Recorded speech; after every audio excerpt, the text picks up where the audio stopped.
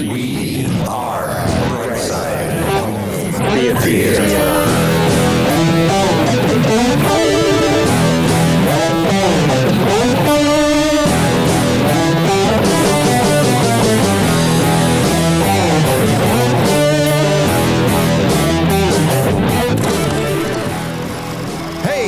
Theater nerds, welcome to the Brightside Home Theater Podcast. The Home Theater Podcast, it's all about the experiences, the sights, the sounds, the scenes. Guys, can I get rid of the... Anyways, before we get to any of that, so how was your week? Great, man. Yeah, it's nice of you to find time to fit us in, DJ, now that you're a high-flying tech entrepreneur, genius. The plane went up and setter. I went up with it. That's about as far as it goes for high flying. So, it's very good of you to find time in your busy schedule to fit us in. Thank you, Mr. Briggs. Do you know what's so we funny? are not worthy. No, yeah, you are. Believe me. It's like, thank you, Steve, publicly for I watched the Open. That impromptu. Let me see if I pull the rug out from under him and see what happens. You passed the test, buddy. You know, John and I planned that a while ago. It was his idea, by the way. Yeah. He said it. Oh my God, that was so funny. And I'm sitting there, and Travis like, "What happened?" Like, I don't know. You can hear me on that going, I think DJ's panicking. He's running around in the background. No, you guys saw what was going on here for this show. Right? I'm still a mess. I was a mess before that. I'm still a mess. Okay. It's just like I was panicking for reasons unbeknownst to most of you, but I'm panicking. The other day, no. I was just like, we'll figure this out. Travis and I are laughing. I'm like, try and get it on your phone. I was going to join through his phone at one point, and I'm like, whatever.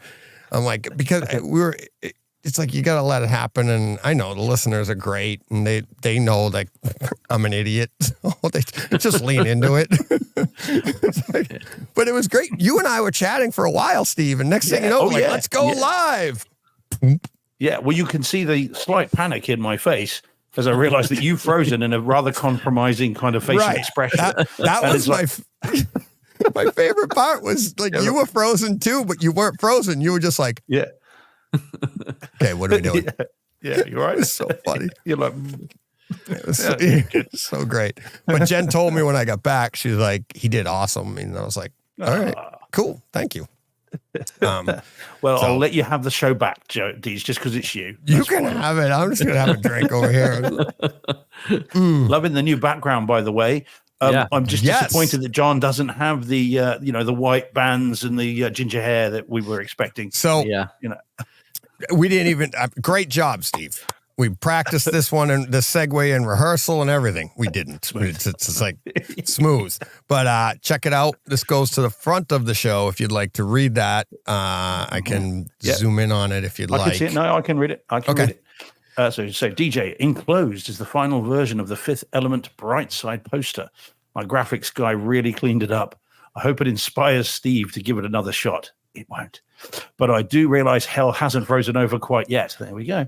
I do enjoy listening to all the podcasts every week.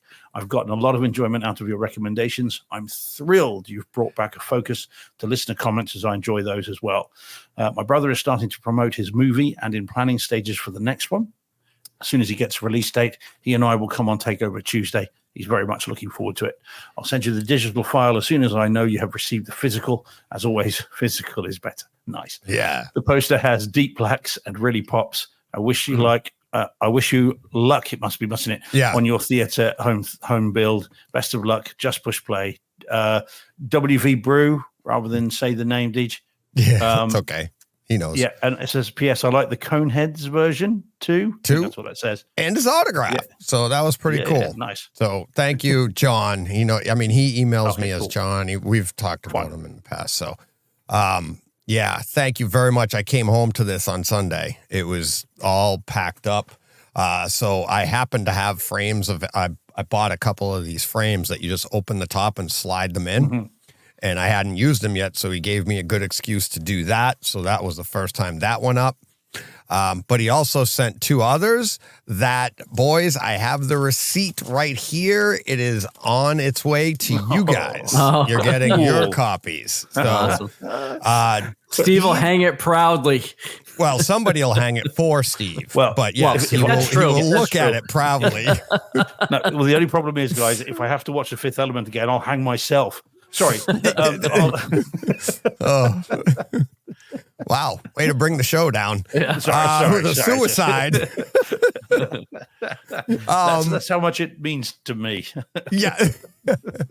But No, it does yeah, look so cool, though. Steve, you should have yours. They're rolled Like up. They're Christmas. no, actually, he's getting his before you. His, Yeah, man.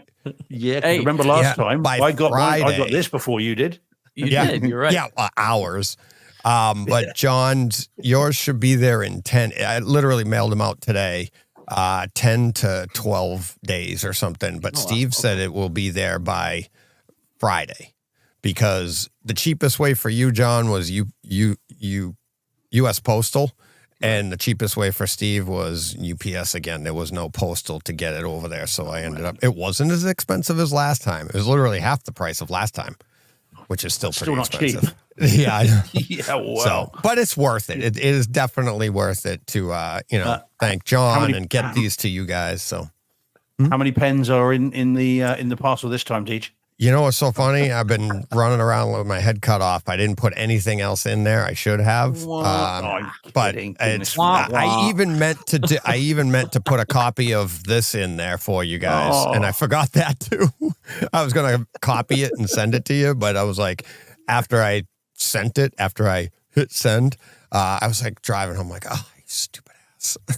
Like I can't- I don't know can't if you get guys are anything watching. right. I don't know if you guys are watching my power flickering like every 5 Yeah. minutes, but I may be gone in a minute, so we'll see what happens.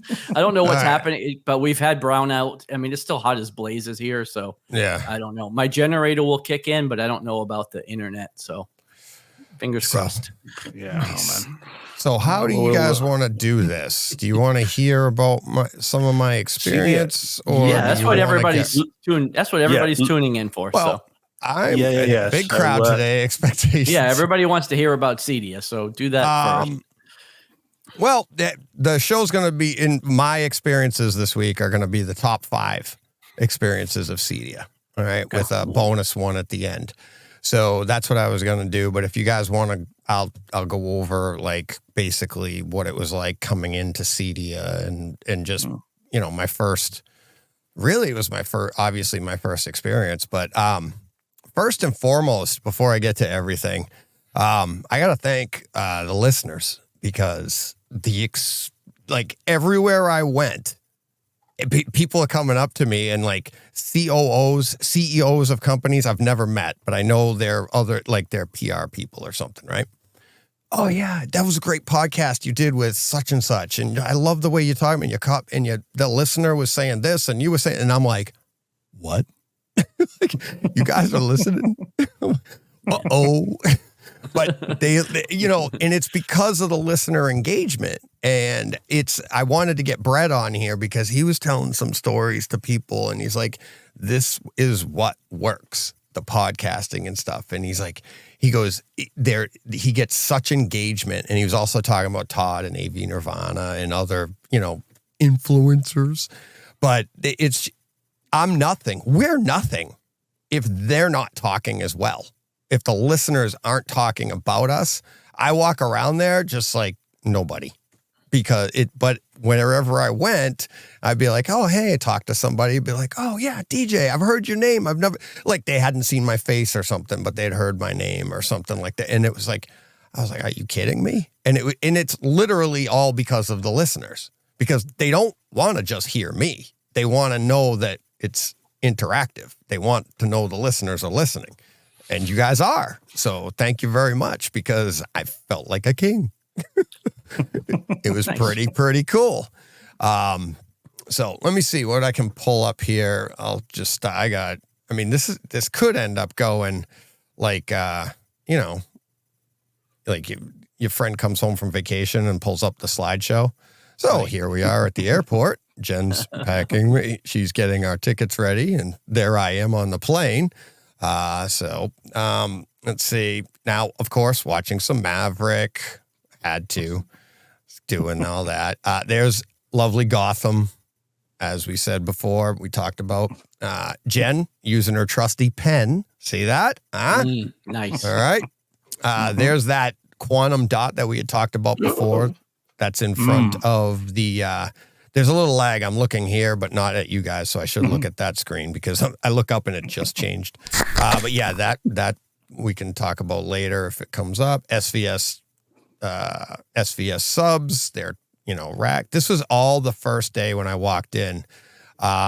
There's Todd.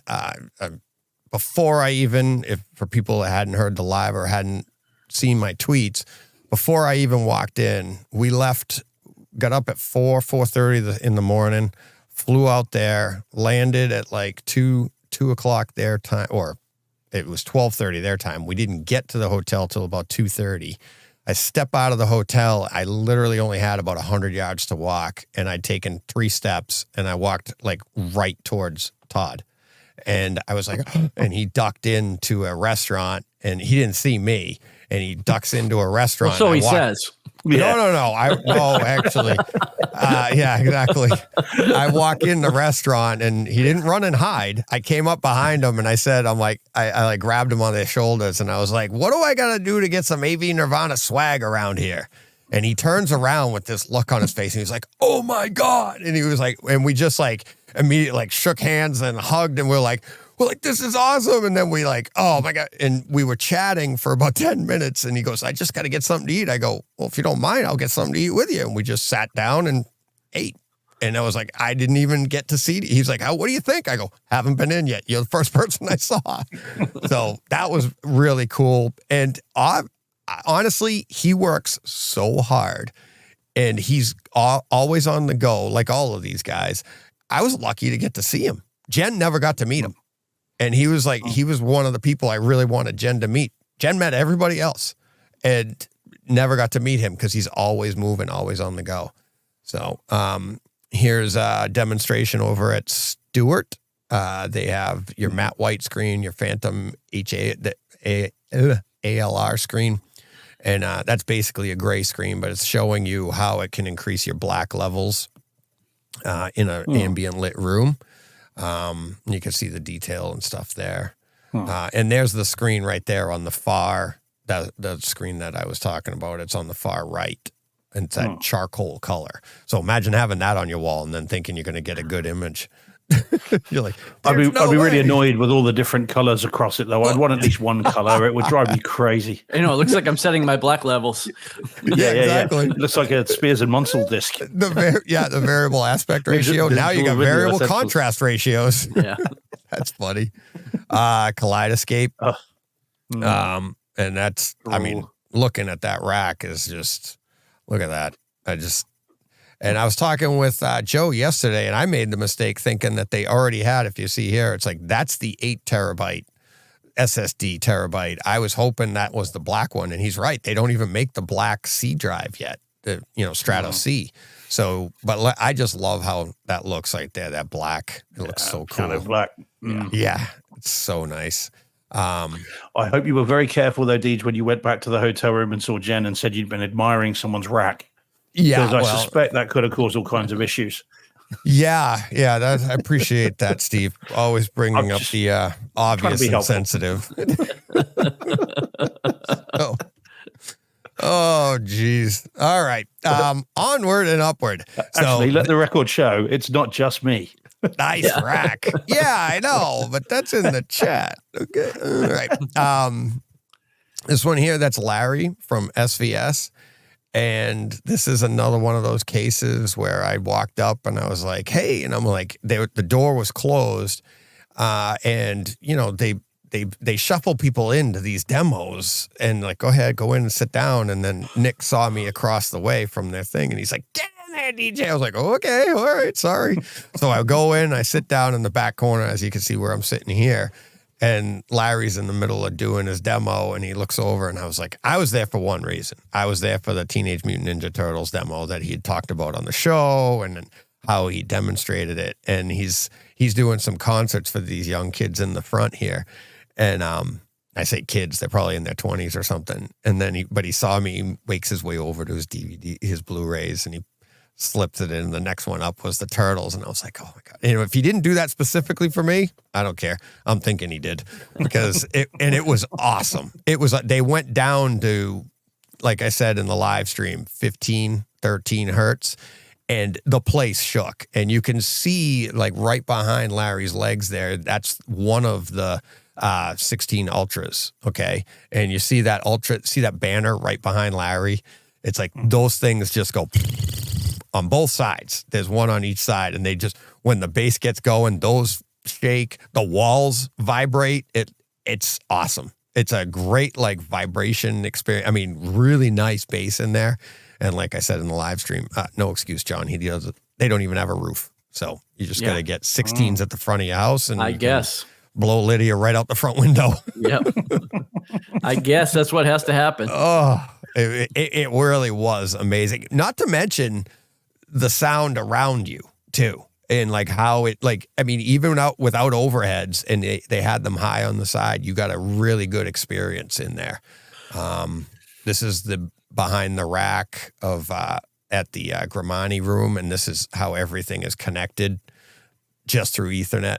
So it's, I mean, you got one HDMI into the source from your from the Kaleidoscape, and that's it. And then this is the next morning here, and this is outside the I keep calling it the Gramani room, but it's like Storm Audio, Seymour Screen Excellence, as you see in the picture, Gramani row 1 seating, all that. But Brett had invited me to this press conference. It was at 8:00. It was before they open up. And this is kind of where I'll tell the listeners and everything, this is where I kind of learned my role. Everybody was really nice to me, and they were including Giles McCoy. I was standing next to, and I was like, oh, hey, how you doing? So I had a great conversation with him. And he helped me out a lot too that morning. And it was like, everybody's like, get up front. I was like the new little kid. Everybody wanted me to get the experience. And I mean, other influencers, people I didn't even know. And they're like, come on, get up here. And I'm sitting there with an iPhone, and they've all got this professional gear. And I was like, but these guys are all doing it, and they're doing it so well. And like I said in the live stream, I'm like, go to Giles' channel and you'll hear and see everything that I want to be the fly on the wall. And that's what I was saying to Giles later. I was like, I don't need to redo what everybody else is already doing there. You can find that on the internet. I'm trying to find a different way for us to bring a value to us, to this channel, right? And be that fly on the wall and listen and everything. So I kind of step back, and as you'll see, as my pictures get going here, you'll see as I like fade to the back and everything. This is all just us meandering around and getting ready for them to do their little press conference and announce and everything like that. They got an award. Now, see, everybody's up there, and I kind of slipped to the back.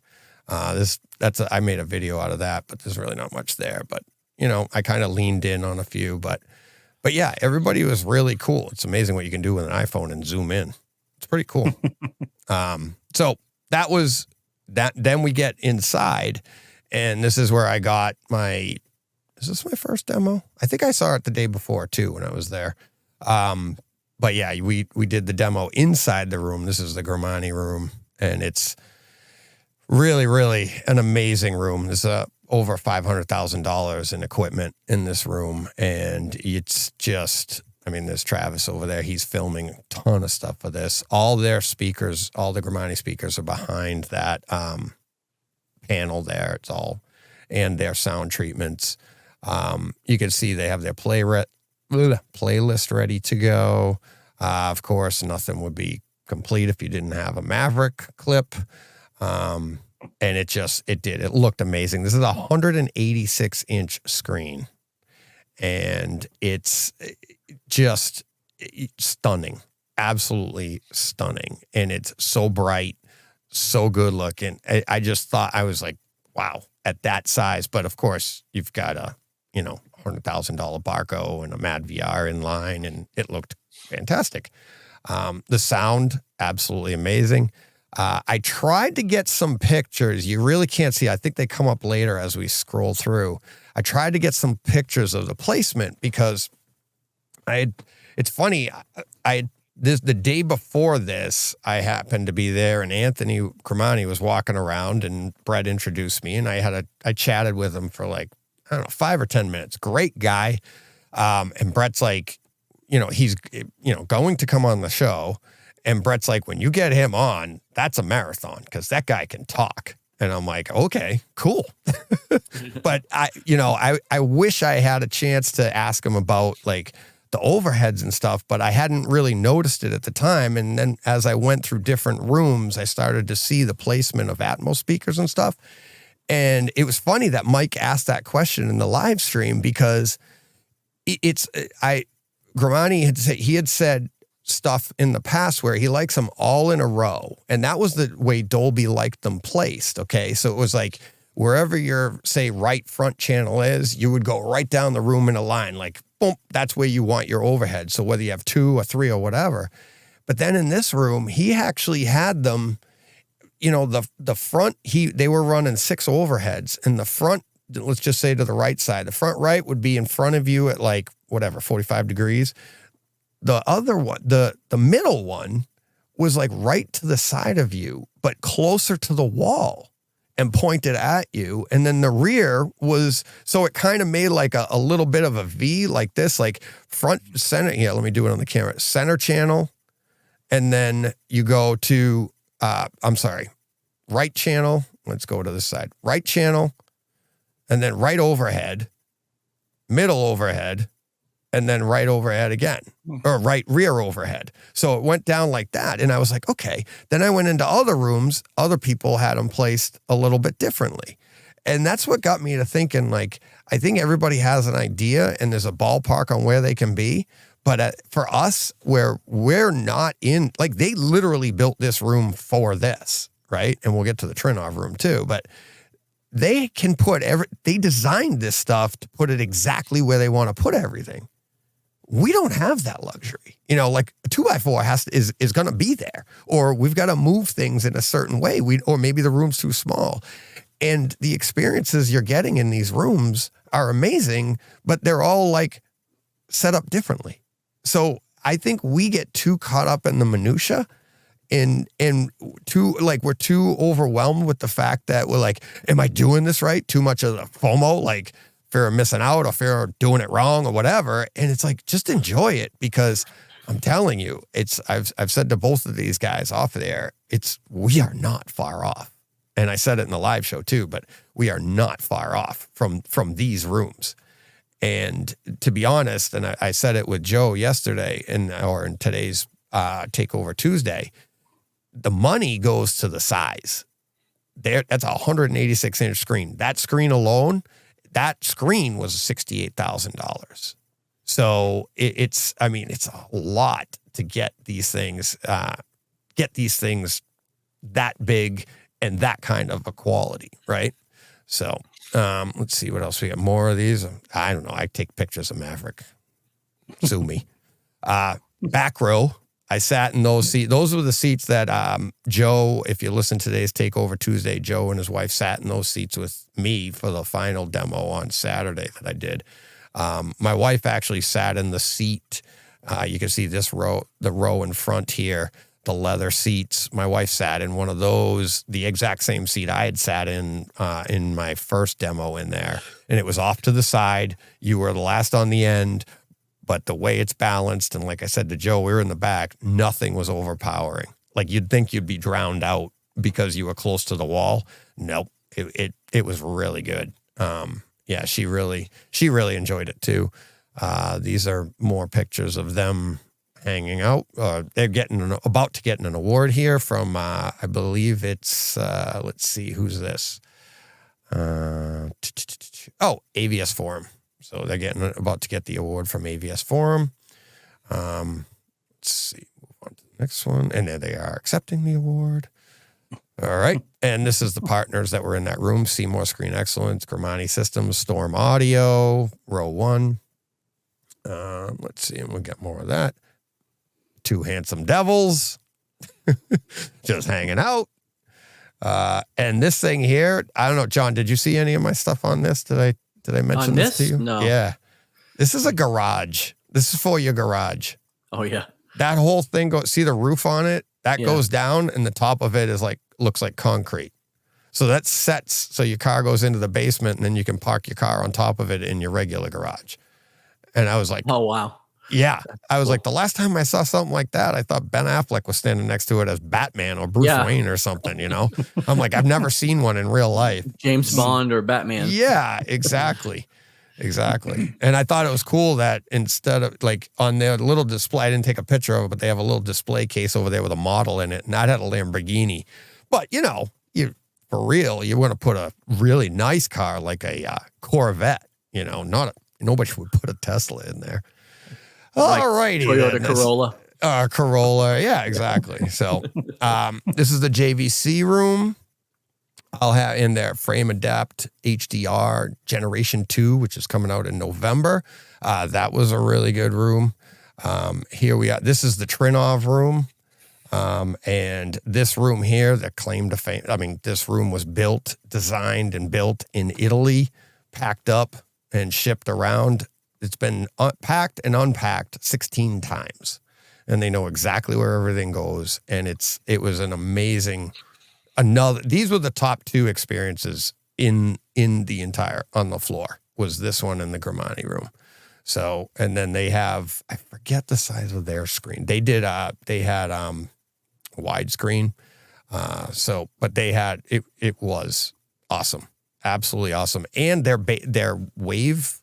I forget what it's called, wave something for bass. So the front of the room, the back of the room cancels out the front of the room, and they ran a bass sweep with it on and with it off. And like as everybody listening knows, like when we run bass sweeps, you'll go from like 5 hertz and probably not hear anything, but you could in this room, 5 hertz up to 100, and it'll be like,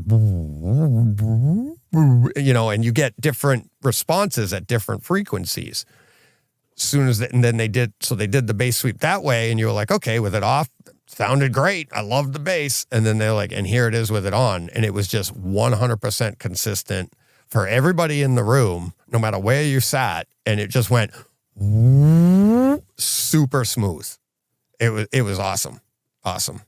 I was talking with Andre, one of the engineers at Kaleidoscape, and we're standing in front of that big screen, and they had Def Leppard playing. And I go, what? Oh, my wife loves Def Leppard. I go, which concert is this? So Andre pulls out his phone, and he's the one. He's like, oh, here you go. It's that one. I was like, just bought it. So this is lighting by, I think it's Proactive. We'll see in a second. I got to do a little really, really nice stuff. This is like really expensive. And then the Prolux, there it is, by American Lighting. Jennifer gave us Brett had set us up for a demo and go through all their stuff. And they have this one, let me see if I have a picture of it. This one here, and this is a video.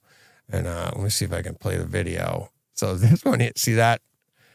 And you can, it's like a message board, basically, but really finely tuned, right? And we're standing there, and it was me, Todd, oh, hey.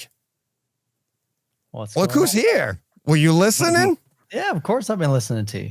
How long you been there? Sorry, buddy. Oh, man, I'm just hanging out, man. I'm just enjoying the show. Oh, and I got to the part where you're in it, actually. I swear, I can't map this crap out. Yeah, everybody, Michael Stevens, Youthman, joining the show, dropping in. He happened to be with me on this. So, Mike, thanks for joining the show, taking a few minutes. Yeah. Let me pull down this video. That was, so quickly, when somebody's giving a presentation to like 2 or 3 guys, should you run over and hand them your business card or not? No, that was whacked, man. I didn't know what the heck that dude was doing. We're just right in the middle of it. Yeah. Somebody comes over and says a couple words, hands up a business card, and I'm like, that one's going in the garbage, I can assure you. Oh, yeah. That's the first thing you said. No, actually, the first person was Todd. He goes, that was awkward. Yeah, no. It was funny. So what did you think? Let me introduce you first. This is Steve. Yeah. Steve George. Yep. He's my my UK correspondent, my co-host, my friend, was a listener, and my buddy from high school, John. Those are my 2 co-hosts. Hey, so pleasure to meet you guys. You too. Yeah, you too. And so I see your alarm went off and you were able to join the show. I appreciate that. Okay, shut it. When's the next one going off? I'm only going to keep you for a second. I know you're busy. I got to keep up with them, man. They just keep going off. I know. You caught up on your editing yet? No. I mean, I've got 14 videos to edit. I edited 3 at the show, and then I edited 1 on the plane, and then I edited another one. So today I was installing my NZ 8. I saw. So that was Did you get it hooked up yet? I did. Did you get to enjoy it yet? I should say. Yes. So we did some demos. I had some guys coming over. One of the gentlemen that comes to our M-Wave event for the past 2 years and a longtime subscriber, he reached out to me probably last year and ended up coming by and just listening to my system. Got to know him. Super nice guy. And he comes down here every year, about 2 times a year, to visit with a friend of his in Florida. And so he said, hey, I'm going to be down there in a couple of days. And I'm at CEDIA. I'm like, yeah, we'll make time, man. Come on over. Let's have some fun. And so last night I'm going, oh, crap. I don't even have my projector hooked up. And I've invited him over for a demo. So I'm contemplating. It's like where my projector is kind of up inside a closet. Yeah. So we actually cut out part of a closet. And so it's really awkward to get to that, especially with a 50-pound projector. And so I had a little fun with my video. So I'm actually editing that now. Oh, man. Nice. So you'll have to watch and see. I'll check it out. I might check it out. Yeah, we got it. And so if you hadn't been able to get the projector done, would you have just had to draw pictures really quickly? I probably would. I mean, we would have had audio. We just wouldn't have had video. But I would have had no idea like where we're at. Just fast forward. Okay, sounds familiar. Let's start there. Yeah. Watch this map. Actually, I've done that. I've watched scenes with my eyes closed just to get the layout of how everything's going, so you're not concentrating on the screen. Right. Yeah. But that's because I can close my eyes. You don't want to just have your projector shut down. Right, for sure. That's great. So just wanted to have you on and announce to people you and I are going to talk tomorrow. Who knows how long, but next week's Takeover Tuesday will be the much anticipated, most requested show that I have. Everybody's been trying, telling me to get you. And I ran into some of your subscribers. It was really, really cool. I went up to Scott Newby's. He called it the Bass Brings Us Together event. Nice. And so there were probably 3 gentlemen from your show. They watched. I think that's the 3. I think it's the 3. That's all of them. Other than the room here. That's them. Like, so thank you guys. They're like, dude, DJ, you got to get hooked up with him. He wants to have you on the show. I said, I'd love to be on the show, man. Absolutely. Yep. So I love supporting creators. I love people that are passionate. I love the fact that you guys are, just doing your thing, man. And so any way that I can help out as a content creator, I'm just a simple guy, man. I love home theater. That's what I'm about. And to me, even at CEDIA, we're listening and we're talking about all the gear and all the stuff, and the toys are cool and the toys are great. But really what you're building here is community. And to me, that's what really matters the most. When you interact with your subscribers, when you have them on as your guest, I mean, that is amazing. And so I think that's really what sets this apart than just the stuff. Because the stuff is going to come and go. But man, the friendships are what last. Like I said, I built a relationship with Ken and his buddy, and they came over to my home. And here are just people that are following my channel, but we've developed a friendship, and we go out to lunch together and we check in with each other, and that's really what it should be about. Yeah. Yeah. Talking about passion though, just meeting, I literally only knew you for about half hour, actually longer than that, but I talked to you for probably, 20 minutes in the few hours that we knew each other. And then you come over, you say goodbye, and what was it, Joe, your cameraman? Yep. And he's like tapping you on the shoulder. We gotta go. We got editing. I know, just a minute. And the 2 of us were just like, so I'm like, you were asking questions. I was asking questions, but it was just like, it was like two new pieces of information, and both of us were like, I just want to know more. And they kept, we've got to go, Mike. Well, he's thinking, I know. okay, Michael, you have contracted with brands to do a same day edit. And here we are, it's, I don't know what time, 8:30 at night. It's going to be 8:30, 9 o'clock. Yeah. And I've got to start editing and get a video edited. And the crazy thing is, even at the hotel, if you pay for the upgraded Wi-Fi, it's still on like 30 megabits a second. So you go to I found that out too. You go to upload and it says 1 hour and a half estimated wait time. And so what I had to do is edit my videos. The first day I had 2 same day edits. So I got those done, was up till 2 a.m. and uploaded both videos. It said it was going to be 3 hours. I'm like, dude, I ain't waiting around. I'm going to bed. Let's go to bed. So I went to bed, just crossed my fingers, hoping it was going to be, totally uploaded. Nothing failed. It did. I got up at 6 a.m., did the titles, tags, thumbnails, all that fun stuff, descriptions. And then went and got breakfast at 7:30, was at the show at 8, and then we're grinding till 8 till 5, go out to dinner, get back at 10, start editing and do it all again, man. Yeah. Yeah. That's CEDIA in a nutshell for me, man. It's a hustle, but it's a blast, man. It's a lot of fun getting to see everybody. And I had guys from India. He's like, hey, dude, I watch your show from India. And I'm just like, that's awesome, man. Like I said, the people's what matter. I have a few listeners from India.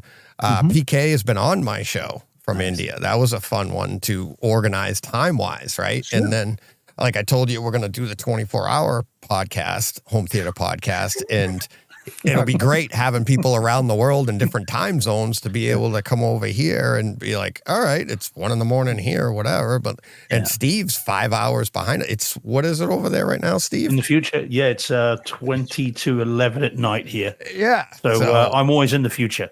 There you go. Yeah. So 20 to 11. Now we call that 11.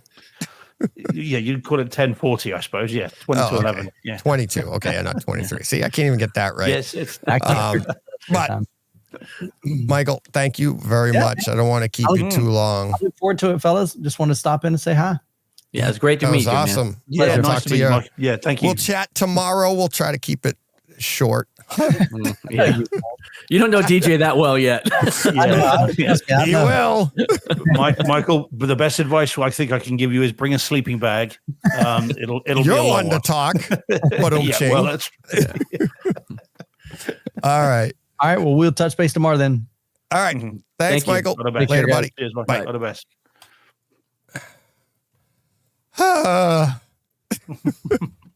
So, anyways, where was Now you can settle down. I can't. I can't. Now you can relax. I can't. It was. I looked down. I happened to be in the middle of that video, and I was like, I knew he was going to show up in that video, but I was like, I looked down and he's sitting there. I'm like, how long has he been there? Oh no. Hey, my pictures are really good. I was concentrating. He's like, come on, man. Yeah. I know. Here's one of me by the pool. Here's one of us. Yeah, but what's funny is I think it was he put it out on his Patreon page, and he's got pictures of him in the closet, and they're like taking a nap and stuff, and he's got a video because they in between, jobs going from they book like 2 hours to do a booth. In between booths, they gotta charge batteries, recharge themselves, and they're literally in a closet in like the back room of CEDIA, just sitting on the floor like, and I mean, and that's the way Todd was too. It's like everywhere I went, and Todd was with us that night, right? And we're walking to the restaurant, and Michael says to Todd, he goes, how long have you been doing this? And Todd goes, about 13 years. And he looked at me and goes, oh my God. I go, yeah, he's the grandfather of us. Because Michael's he's been doing it 5 years, just really well. Yeah. So, he's still listening. Don't tell him. Whoa. Yeah. Well, you're out now. Yeah. That's great. But no, and I thought that was good. It was fun that he's doing stuff like that. And he was saying the same thing. He's like, they like, and I've done that in the past. That's why, Steve, you do it. You take the pictures of your setup, and people like to see that, and you want to give a little bit something more of than just yourself. And that's kind of what my Takeover Tuesdays are. Like, you know, Michael and I will talk tomorrow. We'll talk home theater, but I want to get to know him, you know, and the what makes him tick and how he ended up doing this crazy thing we do. So, but yeah, it'll be fun. So, all right, let's see. Let's get back to, we'll skip that video there, but yeah, so that's it. That's Joe, his cameraman, getting the video of that, you know, and he's great. If you watch his videos. So that's your next step, is to get a cameraman. I don't have a camera. You volunteering, John? You going to be there? Hey, you know, for room and board, I'll be there. Yeah, I got a guy walking around like this because I haven't supplied him with the camera yet. But okay, Deej had a cameraman. Yeah, Deej had a cameraman. It was himself, just holding the iPhone. And there's my lovely wife back at the hotel. She was super amazing because I was pretty much gone the entire time. I got her in on the last day, but she met a friend out there and stuff. But this was the night that I was going out with, you know, Michael and the group and Brett and all, you know, all these, Chris Seymour and everybody, and just hanging out. And I'm like, this is where I'm heading. She was like, cheers. I was like, yeah. So, and there is the group. That's the, we've since named ourselves the Bad Boys of CEDIA because we got kicked out. Oh, so, yeah. So what ended up happening was we were all going to the Seymour Gramani booth, and we were going to have this whole thing where we were going to be able to get a demo. Giles was supposed to be there, but he had a family emergency, so he wasn't there. But it was going to be us, Anthony. Obviously, you see Chris on the end there next to Brett. So as you go down the room here, it's Chris from the left to the right. Chris, Brett, Michael. That's Paul.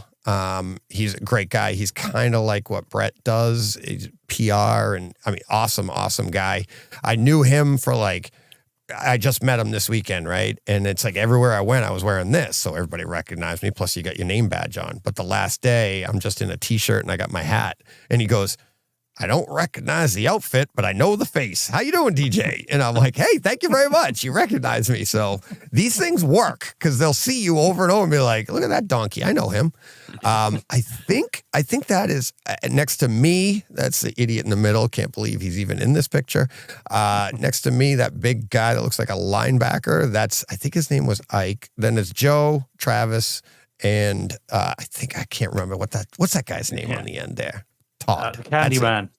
Yeah, Todd. So, yeah, we all got kicked out. They came over and they're like, you got to go. And then they were saying it ended up being that it wasn't that we were getting kicked out. They wanted to charge us for a security guard, and Brett didn't have the authorization to do that. And he was doing his best to keep us in, but it didn't work out. So we didn't get to do it. So we just ended up going to dinner. And so we literally did. And then I get back to my hotel, probably about 10:30 after all of this, and I am wiped out. And I pick up my phone, I go on Twitter, and I think it was John Brock is the one that's like, DJ might not be coming home, and he's probably going to get kicked out of CEDIA. And I'm like, are you kidding me? And I start typing away on my phone, and Jen's like, you've got to get some sleep. I'm like, no, I don't. No, I don't. Yep, there he is. We got the boot. Yep. And we did. And it was, honestly, I would have preferred that we got to get the demo done and be able to sit and chat and talk and all hang out together in the room and talk about what we experienced.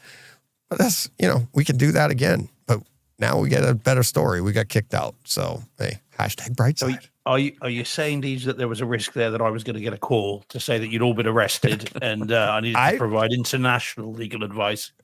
Luckily, there were no videos running, but I was in the back. You could hear it if somebody had a video going. I'm like, I got my number. I got a hotline. Go ahead. I'll call my lawyer. Yeah. My lawyer's English. Yeah.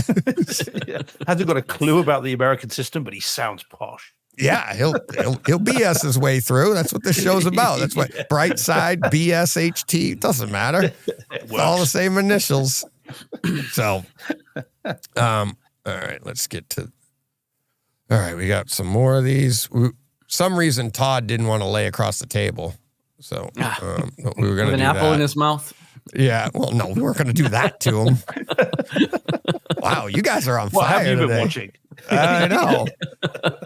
All right. Yeah. So, yeah, he's on the end there. So he was the last one to join the picture. He's like, where do you want me? And I'm like, lay across the table. Like he almost did. Yeah. So here's the flagship 98-inch 4K Ultra HD HDR. This is at Sony. This is the next morning. Oh, this is it the next morning? Oh, yeah. So this is the next morning. We're at the Gramani Systems here. I'm taking Jen in to be able to see the booth. And here's Michael talking to Anthony Gramani, and he's got that video coming out, and he's saying it's going to be like 45 minutes long. It's because Anthony's just talking and lots of great information. And while we're watching this, we were in line, and Brett comes over and he goes, "Do you want a few minutes with Anthony?" And I was like, "No, I'm good. I talked to him the other day. I don't need it." I'm like, I'm cool with that, and it's fine. It's good because we went into the booth, we did our whole thing. We come out. I was talking with Chris. Jen was talking with Chris, and Chris Stewart, that is, and they were still going. They were still going, just chatting away. We're back inside the booth, and I'm trying to get some pictures, but you just can't of the overhead speakers to talk about what we were looking at, what I was saying before. That's a video. There's me, Joe, and that's Brett.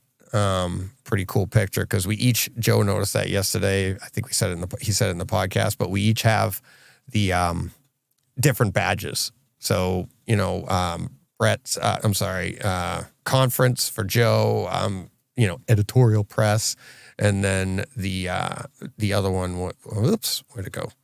And Brett's the, what do they call it? I forget the term. It's exhibitor. Exhibitor, yeah. So, and as Joe will attest to, and Brett knows, the best one to have, editorial press. You get to go everywhere. They don't stop you. They're like, "Oh, press, go ahead, go right in." And it's like, but even the exhibitors, they're not allowed until the last day to go see other exhibits. And I didn't know that. And I was like, so I started talking to him that day, and I was like, you see them all bouncing around to the different booths. So yeah, it's pretty cool getting the editorial so that you can just come and go as you please. This is inside the JVC booth, and this is the Multiverse of Madness. Awesome, amazing looking. Then they did a Passengers clip, which looked amazing. The Sony disc. Yeah. Great. In the Sony room, same thing they did, and I'll talk about the rooms when we get to it. But yeah, I didn't get any pictures of the 8K because I'm like, oh, what's the point? It's like it's gonna look nice on the picture, but it does look absolutely amazing when you feed that 4K that JVC NZ9. You feed it 8K material. It's like stunning how good and how crisp it looks. That's Jen in front of this little tiny projector made by a little tiny projector company. That thing on its side is taller than she is. Go ahead, Steve. You're about to say something. Yeah. How much is that? How much is that? Not your wife, the projector. Just so we're clear, how much is the projector? I think that one. I think it's like 150,000, if I'm not mistaken. It's And I don't know exactly. That's for retail sale, is it? I could go in and go, I'll have 2 of those, please. One for my garden and one for my my cinema room. You could do that, could you? People buy 2. People buy 2 and they double them up for brighter picture. And it's not a joke. Not a joke. They've been doing that. I mean, I remember Runco projectors going for 120,000 back in the 90s. And I remember reading like the specs on them, and they were like, and it can be inverted so you can piggyback them to get a brighter picture. I was like, $120,000 and you need 2? And that's in the 90s. So that's today's dollar, money. That's like $1 million. Yeah. It's like, are you kidding me? But this is, it's nice that they're bringing it down to the residential people, isn't it, guys? Yeah. That's part of their For the little residential lineup. Yeah, Are you kidding me? I'll have one for the kitchen, one for one for the bathroom. Kitchen. It looks like the refrigerator. Yeah, it's bigger than the refrigerator. Yeah, wow. Goodness me. How the other half live? I know. It's the other 1%, really. It's not- Yeah. Yeah. That's I'd like to see Michael get that into a closet. Yeah. Exactly. That thing weighs a little bit more than 150 or 50 pounds. I'll tell you that. Yeah, quite. It can be your closet. I know. Yeah. Well, yeah. That there is a modular display. I didn't realize that until I was talking to Joe yesterday. I thought it was a rear projection from Barco.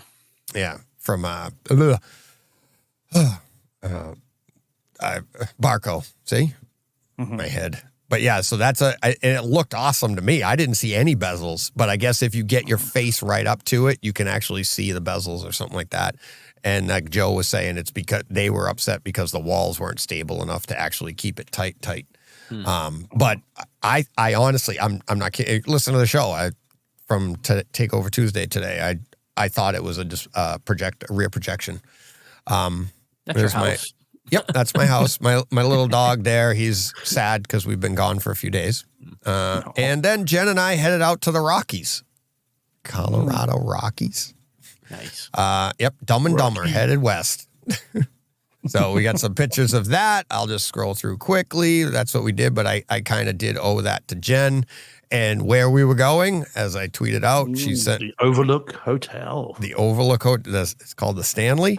So they have that statue there, which is really cool. And there we are. I actually am in a better mood than that picture shows. I felt bad afterwards. I was like, "Ooh, why aren't I smiling?" To be fair, DJ, if you got there and you started to feel a bit angry and upset, that there's something about that hotel. It has that effect. I'm like, why are you taking me here? Red rum. They have those mugs for sale in the gift shop. Tell me you bought 12. Yeah, no. Oh, come on. It's not Bloodshot. This is us in the maze. It's not exactly the same as the movie. No. Another statue out front. More images. So that's Stanley, I guess, who it's named for. And then some shots from inside the hotel. Oh, I thought it was Stanley Kubrick. I did too. I figured I thought it was Kubrick. Yeah. No. Because wasn't he filming? Wasn't the first one him filming? Yes. Gotta be. Okay. Yeah. It's gotta be Kubrick. Well, this is F.O. Stanley, 1928. So that's not a very nice thing to say to Stanley. I'm just reading the script here. If you're watching the audio only, I didn't make that up. Oh God. All right. So yeah, more pictures. Did they shoot? They didn't shoot the interiors there, though, did they? Those would have all been shot on a soundstage, presumably. It's only the exterior that they used the hotel for, didn't they?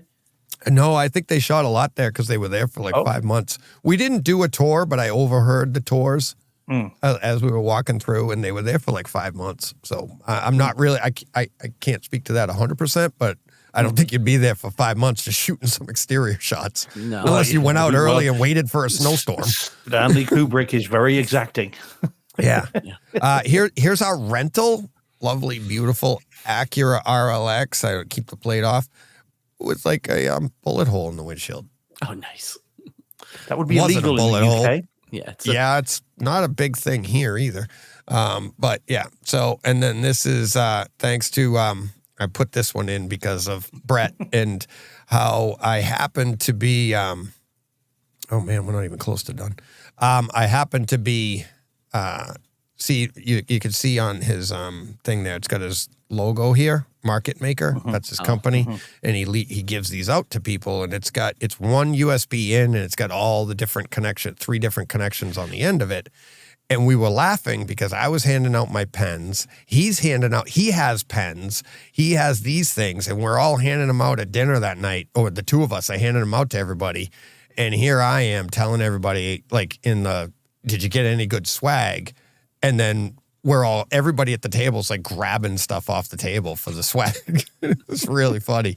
So I told that story. I told everybody, I'm like, hey, anybody worth anything doesn't have to give out swag. And I'm like, that's why I'm giving it out. I mean, John's just jumped in to say it was all shot at Elstree. John Thompson, which is the studios in London. Which Stanley Kubrick loved Elstree because he shot loads of Eyes Wide Shut and stuff there as well. Because I was there when he was shooting that. But John, if we're talking swag, at the What Hi-Fi show in March, John and his compatriots had bags full of swag, including wine. I think, John, wasn't it? No, that's anyway. That's my kind of swag. Yeah. Oh, yeah. They were all armed to the teeth with this stuff. I got there late. It all gone by the time I got there. But they had loads. Yeah. So, speaking of, I can't really say, but I had a great conversation. This wasn't a room. It was just a conversation with Jim Peterson from Lumagen, the creator engineer that came up with Lumagen, and an amazing conversation with him. I had to get hurried away because I had a Trinov, my appointment at Trinov for my demo, my private demo there, but it was just same thing. It's just super passionate and just a great conversation. And I mean, one of our listeners who's a producer, I'm not allowed to say because you can't say, but you can put the numbers together. It's like, but he's so grateful to him. He's grateful to the listeners, to people talking about Lumagen, because up until a couple of years ago there was no competition, and now the competition is really tight between the video processing companies, and which I think is great. I do. And I said that to him. I'm like, it's pushing both of you, the Mad VR and the Lumagen and stuff. And he's definitely coming on the show. He can't wait to come on the show. I wish I could have sat there and talked to him for longer, but I had to get going. And, but yeah, so he was awesome. And then, so I'll talk about the room. Those are pretty much all my pictures. So after that, when we get to the, my turn in the rotation, I'll tell you about each of the 5 rooms and the bonus experience at the end. So, we got an hour left. Oh, is that enough, guys? Are you awake, John? Are you awake? Awake. I'm sorry. I'm awake. Why? I'm fine. I'm just kidding. You can have the whole show, man. I mean, this is CEDIA recap. So no. It's like, no, because I mean, let's talk some. Here's the fun thing is, especially for me, I'm all about scenes, right? And it's like, what, John, you know that? And it's like, you've said that to me before we had shows. Like, I don't know how you do that. Like jumping around from scene to scene before we even had podcasts. And that's just what I love to do. And when you go to CEDIA or any of these things, that's all you do is you just go from room to room to room and do experience and like scene to scene to scene. And I'll say it again at the end, but in this show, in this particular show, if I know a lot of people don't have kaleidoscopes, but if you happen to have a kaleidoscope, I have put together the, you can see here, I'll center it on the screen. I've put together the demo, the script. Yeah. So if you have a kaleidoscope, these are all of the scenes, and it starts, I've made them, not in any particular order other than what I thought would be a good order to go in. I open with Mission Impossible Fallout scene that was done in Grimani room. I do go from there to a CinemaScope image. So the Mission Impossible scene is the full IMAX enhanced scene. It's the helicopter scene from Fallout. And then go to Doctor Strange and the Multiverse of Madness. From there, we go to Passengers scene. Then Teenage Mutant Ninja Turtles scene that we saw in the SVS room. And again, Passengers, like I said, was in the JVC room. Teenage Mutant Ninja Turtles, SVS, Spider-Man Far From Home. It's just an illusion scene when Mysterio is talking in the overheads. That was done in both the Sony room and in the Trinov room. And it was awesome. Absolutely awesome. And it is. And that overheads, and you're like, oh my God, it's just so good. And then we wind up with Top Gun Maverick, 215. And they're all in there. So if you have I can email this to you, and you'll have the script. And that's what Joe and I were talking after we recorded last night. I'm going to be emailing it to him for his Kaleidoscape. You just put it in and you push play, and it'll pause between each one with the the cover art, and then you hit play on the next one. So do you have to own the films yourself Yes. to be able to do that? Okay, yes, you have to own all the films. So have you guys ever seen Passengers? I've never seen it. I haven't seen that's the one I had to buy. That's the only one I had to buy out of this. It's a Sony disc, so that's kind of all you really need to say. Yeah. But it's whilst it has some very, very troubling story developments, it is a hell of a disc and a really decent movie. I don't dislike it. There, as I said, there's one particular beat in it which is very troubling, and it's something that caused the critics to just hate on it. But I genuinely recommend it. It's a heck of a movie. It really is, and as an HD experience, it's fantastic. So I bought it the second it came out in 4K because I'd already seen it previously. So yeah, it's worth watching, guys. It's an odd movie. It's a strange mix of genres, and as I said, the main character does something which is heinous.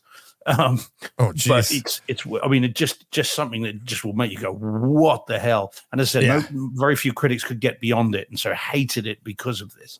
But I recommend that if anyone that hasn't seen it, now I'm intrigued. Dirt cheap on 4K. Yeah. Well, John, I have it. There are conversations to be had Yeah. about the decision that Chris Pratt's character makes in this film, which is just like holy flip. Yeah. So seriously, give it a watch, guys. It'll be dirt cheap in 4K, John. You'll be glad about the demo experience. If nothing else is worth getting it for. But to discuss what decision this character makes, would be is an interesting one.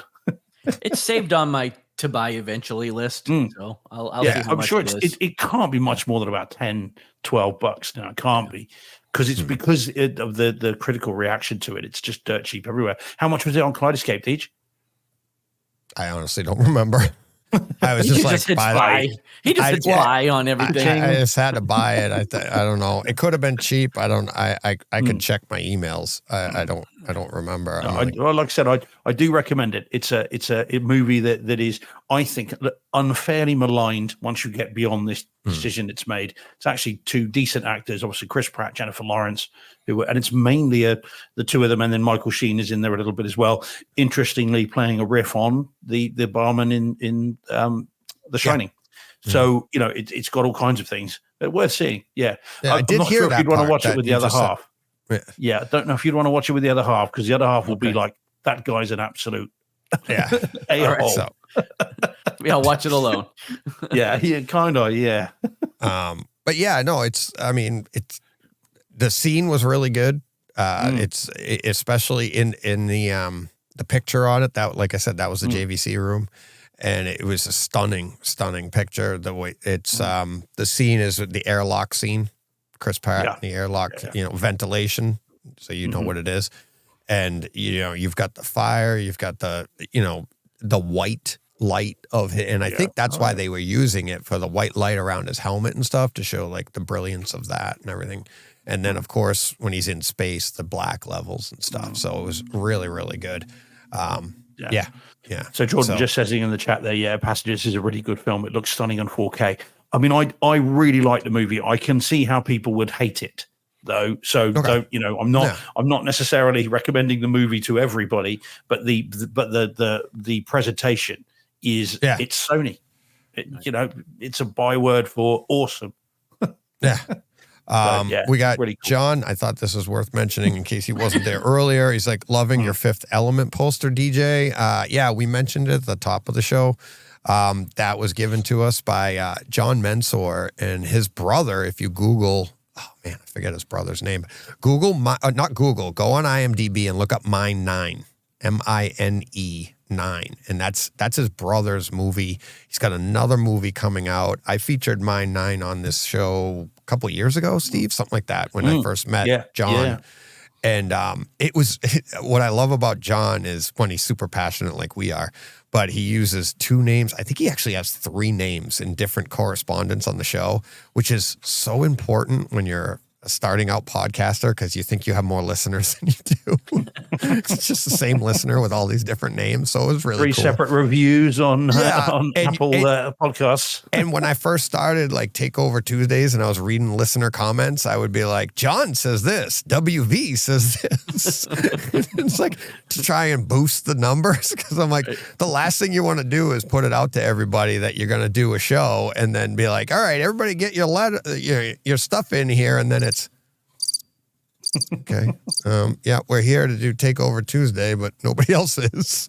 So, but yeah, so he made that for us, then had them printed, and I shipped them over to John and Steve. So theirs are on their way. But yeah, he's WV Brew on Twitter if you want to hit him up, John. So, but thank you very much, John and John. The Johns. John. Okay, How many easy Johns? on that one. Johnson and Johnson and Johnson Yeah. and Johnson. Let's see. Okay. What else? What do we want to do? Oh boy. Why? let's Okay. do movies. Let's go to the movie. All right. My Let's go screen. to the Let's all movies. let's All all right. go to the lobby. Let's, there we go. All right. Let me find your images here for you guys. So a little bit of lag here as I get used to this new system we have, but there is no show prep. All right. We're just going to go right down the line here. So tell me if you've heard this one before. Nope. Okay. There we go. And who's up? Okay, all right, that's my one then. And I'll be okay. quite quick then. Oh, I we've was got like, 'cause I a bit can't to see get it. through. All right. Yeah. Oh, okay. it didn't come up for you, John? No, it did finally, but it took a Oh, second. okay. Okay. Yeah. So this is relatively quickly then. This is The Last House on the Left, the 2009 remake of the Wes Craven classic. And this was written by a friend of the show, Carl Ellsworth, who appears on the disc. Is actually interviewed on the disc. And Carl, at the time that I bought this and saw it, had not had his copy and had not seen it yet. So I got to sort of give him the heads up as to how good it is. It's on 4K disc. It's an Arrow release. It's in DTS HD MA. So that's the same audio track as the Blu-ray. So the audio up next to Neural X is still, is great, but it's the same as the Blu-ray. The video is where this is at, and it's the video for the reason for which you'd buy it. Now, I better be clear, and again, I'll do it quite quickly. This is the theatrical version only in 4K. There is an unrated cut, which comes in the set, but that's on Blu-ray. And I can tell you, you can read between the lines, but I'll tell you now, the filmmakers prefer the theatrical version. The unrated cut is not one the filmmakers particularly like. So I suspect that's the reason that you've got the theatrical version on here. It's got a nice introduction from the director, a really detailed and actually very candid introduction from the director as well. And then the movie starts. Film's great if you're into this kind of thing. Okay, it's got an unpleasant rape scene in the middle of it. There is then a sort of rip-roaring rampage of revenge. And if you like those kinds of sort of exploitation type movies. Let me bring some levity. Is there a pleasant rape scene? Well, but there are degrees to it. There are some where you get a cutaway and that's it. Dead. And then Nobody wants. No, yeah. But there are some where you cut away and and it's implied, and then there are movies that show it. And this is a movie that shows it. Oh, yeah. Albeit graphic you'll rape see scene then. Yeah. Yes, it is. It is. There's no getting away from that. But there was in the original. This is a remake. So now the 4K image quality on this, bearing in mind I only watched the Blu-ray recently, is very nice indeed. Now this was shot on film, or if it was shot digitally, they've added grain to it. And the 4K disc brings out the detail and the texture of that grain. The first sort of half of the movie, well, maybe not half, first quarter of the movie or third of the movie is shot with a lot of kind of very bright light.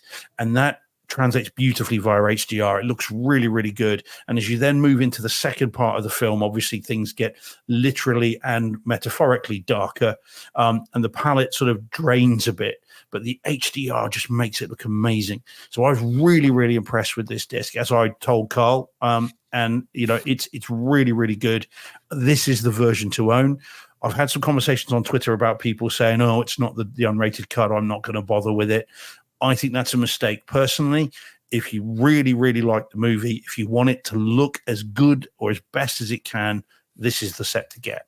But you pay your money, take your choice. All right. Awesome. All right. Do you think I would like this? Yeah, well, it's not supernatural. It's not silly. It's done realistically, if you know what I mean. Oh, okay. It depends, mate. Do you like the thing with these movies is you have a horrific scene. Yeah. And the idea is setting up the motivation, right? Sitting through that gives you permission to then enjoy the comeuppance that comes after. Yeah. And if that's something John Wick. Well, yeah, this is worse than that. I know that, but that's what they do. I mean, the entire John Wick series is based off of killing a puppy. Killing a dog, yeah, quite. And then you're just like, go nuts. Yeah. So this is the problem. But the thing is, you've got to be aware. Right? Exactly that. That's exactly what this is. So. Yeah. So as long as you can get get beyond the rape scene, and again, it's no surprise. I mean, it's a remake of an older film. Okay. Then I think it's worth seeing. And it's not just the daughter, it's the parents who get vengeance in this. So there's a bit of that in there as well. I think you'd be like, look, as a protective dad, you're going to be thinking, I'd bloody well do that as well. Oh yeah. So that if I had to, there's some vicarious enjoyment there. Yeah, quite. Yeah. He has. So yeah, as a matter of fact, that's true. Yeah. Well, she buried me once. She can't bury me twice. So it's all good. One of these days, DJ, you're going to drown. I when she was like 14, I remember my wife took pictures of me teaching her some jujitsu, and it's the awkward because that's the name of the game with jujitsu, right? The worst position that you can think to be in, especially in that situation for a woman, is like ideal for jujitsu because people don't expect it. So I'm teaching her these positions and stuff and what you can do. And I'm like, okay, all right, stop, tap. Tap means stop. Damn, you're strong. Yeah.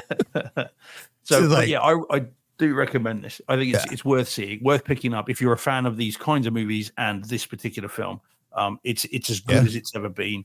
But it is brutal, guys. I mean, it's graphic. Even the rated cut is still, full on. And again, it's one of those things that I can't wait to talk to Carl about when we can. Yeah, when we can. Yeah. Yeah.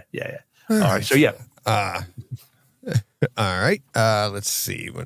I got different. Do one of these I haven't seen. This is one of John's ones that I haven't seen, so I'm curious to see what makes of this. All right. Who had this one? Do you see it in the thing? That's mine again. That one, yeah, that's mine again. All right. So let's go back. That's mine. Well, we can all talk about that one that you just went past, but that's mine. That's the one. There we go. That's the one you want for John? Yeah, please. There you go. Or John, all right. I'm not dictating this to you. John.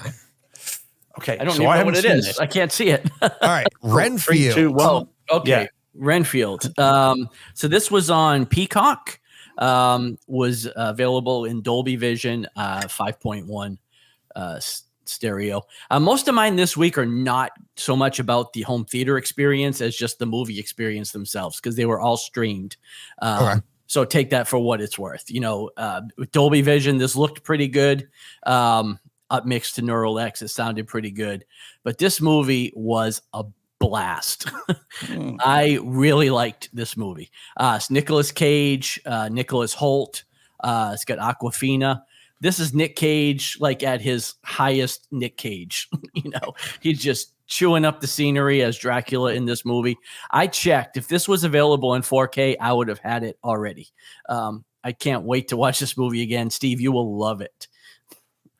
You will really. I want to. Steve. Yeah. I want to. I think you will, man. If you liked Cocaine Bear, if you like that kind of stuff, you will enjoy this movie. Oh, okay. There's a lot of that type of humor and violence that takes place here. Okay. Well, on your recommendation, I will see it. I will. I mean, I don't know what your trepidation is. There's a reason why you think you won't like it. I'm not.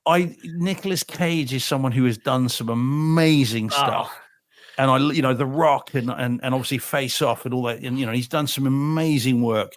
but he's done some other stuff as well. He just looks like he's having a blast in this movie. Okay. He really does. He's full on channeling Bela Lugosi here. And there's like even some flashback scenes where they take him back to black and white, and it looks like he's on the set from the original Dracula movie. It's stupid, but I just had a blast with it. Like I can't recommend it enough if you like this kind of silly horror comedy. I really think you'll like it, Steve.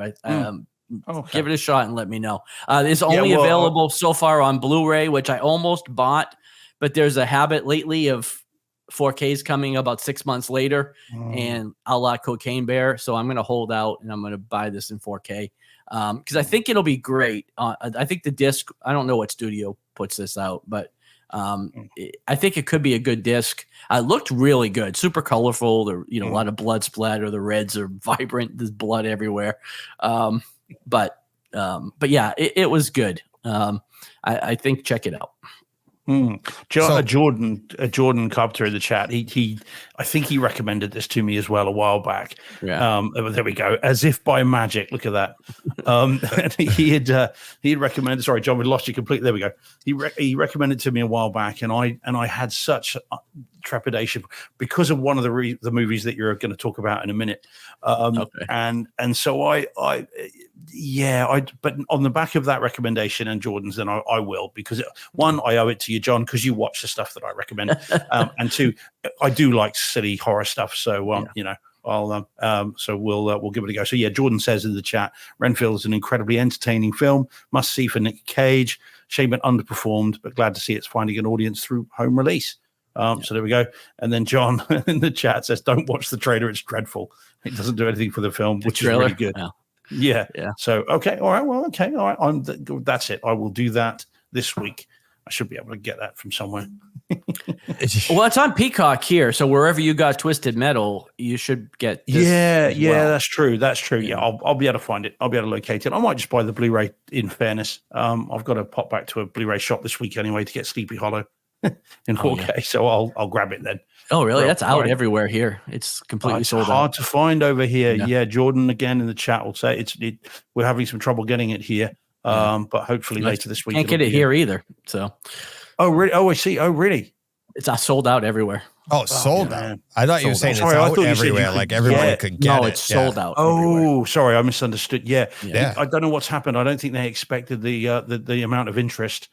You can get a steel book here, which has got like a bit of the novel or the book incorporated, but that's £35 here. Or you can get the bog standard one, which is 20. And I don't want the steel book, so I'm just gonna keep an eye out. I'm not gonna watch it till October anyway. It's a Halloween movie all day long. Right. So there we go. So I'll pick this up. I'll do that as well. All right. What's next? What are we having now then? All right. You ready to get to my number 5 of the top 5? Before I get to that, I'll say they were like Bang & Olufsen. They didn't make the cut. JBL didn't make the cut for various reasons. They're great demonstrations of their stuff. But like I talked with, as I said in today's Takeover Tuesday, talking with Joe, like JBL had like a really, really bad picture. They had soap opera going and, motion, whatever. It was awful, the image, but the sound was really good. But it wasn't, the sound didn't overpower the fact that the experience wasn't very good. Bang & Olufsen was phenomenal for what it was. Okay, so when you went in, it was literally just an open space, and they had it wasn't a room. It had pillars on either side, but they had like a living room setup with 5 speakers, no one. And so the experience you got sitting in the middle sounded like there was a sub. And it's like anybody that went in there was like, wow, you have no business experiencing that in that space. So it's for a living room setup, but it wasn't it. And again, as amazing as that was, it didn't rival what is going to make my top 5 and why I ranked them as they did. So first up, number 5 is the JVC room. So it had, obviously it's the amazing 8K picture. amazing 4K HDR, as with, and the image on the screen here is the one I showed you earlier about with the Multiverse of Madness. And they had a Stewart screen. It was their JVC NZ9 with the new great, next gen 2 tone mapping, HDR tone mapping. And it looked amazing, being fed through, with a kaleidoscope. And on a Stewart screen, which is a Firehawk 1.3, 130. So it's a 1.3 gain. The screen, I think, was like 168 inches, smaller room. And you sat on like regular, like conference room chairs, like plastic chairs, speakers, barely noticeable. Like literally like the scene with, that you see with Chris Pratt, he says something in one of the scenes, right? And I go, so we'll get to the scene with, there we go, Passengers. So Chris Pratt says something. I don't want to give it away if you haven't seen the movie, but he says something and it's 2 lines, but it's all one word, but it's like a jump cut. I never heard the second part of the line. And I was in this demo like 3 times. And I came home and watched it. And in my theater, I'm like, and it's as clear as day. It's not, it's just like you hear the second half of the line. And I was like, whoa, I hadn't heard that before.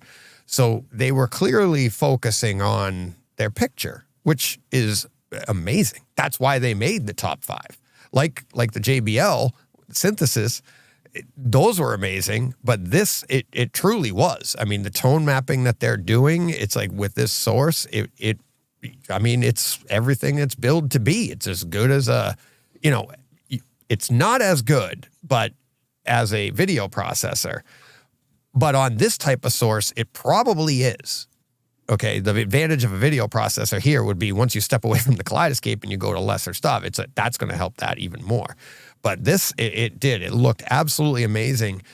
But it was like, even Jen walked out and the 8K imagery was they had a, native 8K source, media, they had a media server with an 8K source.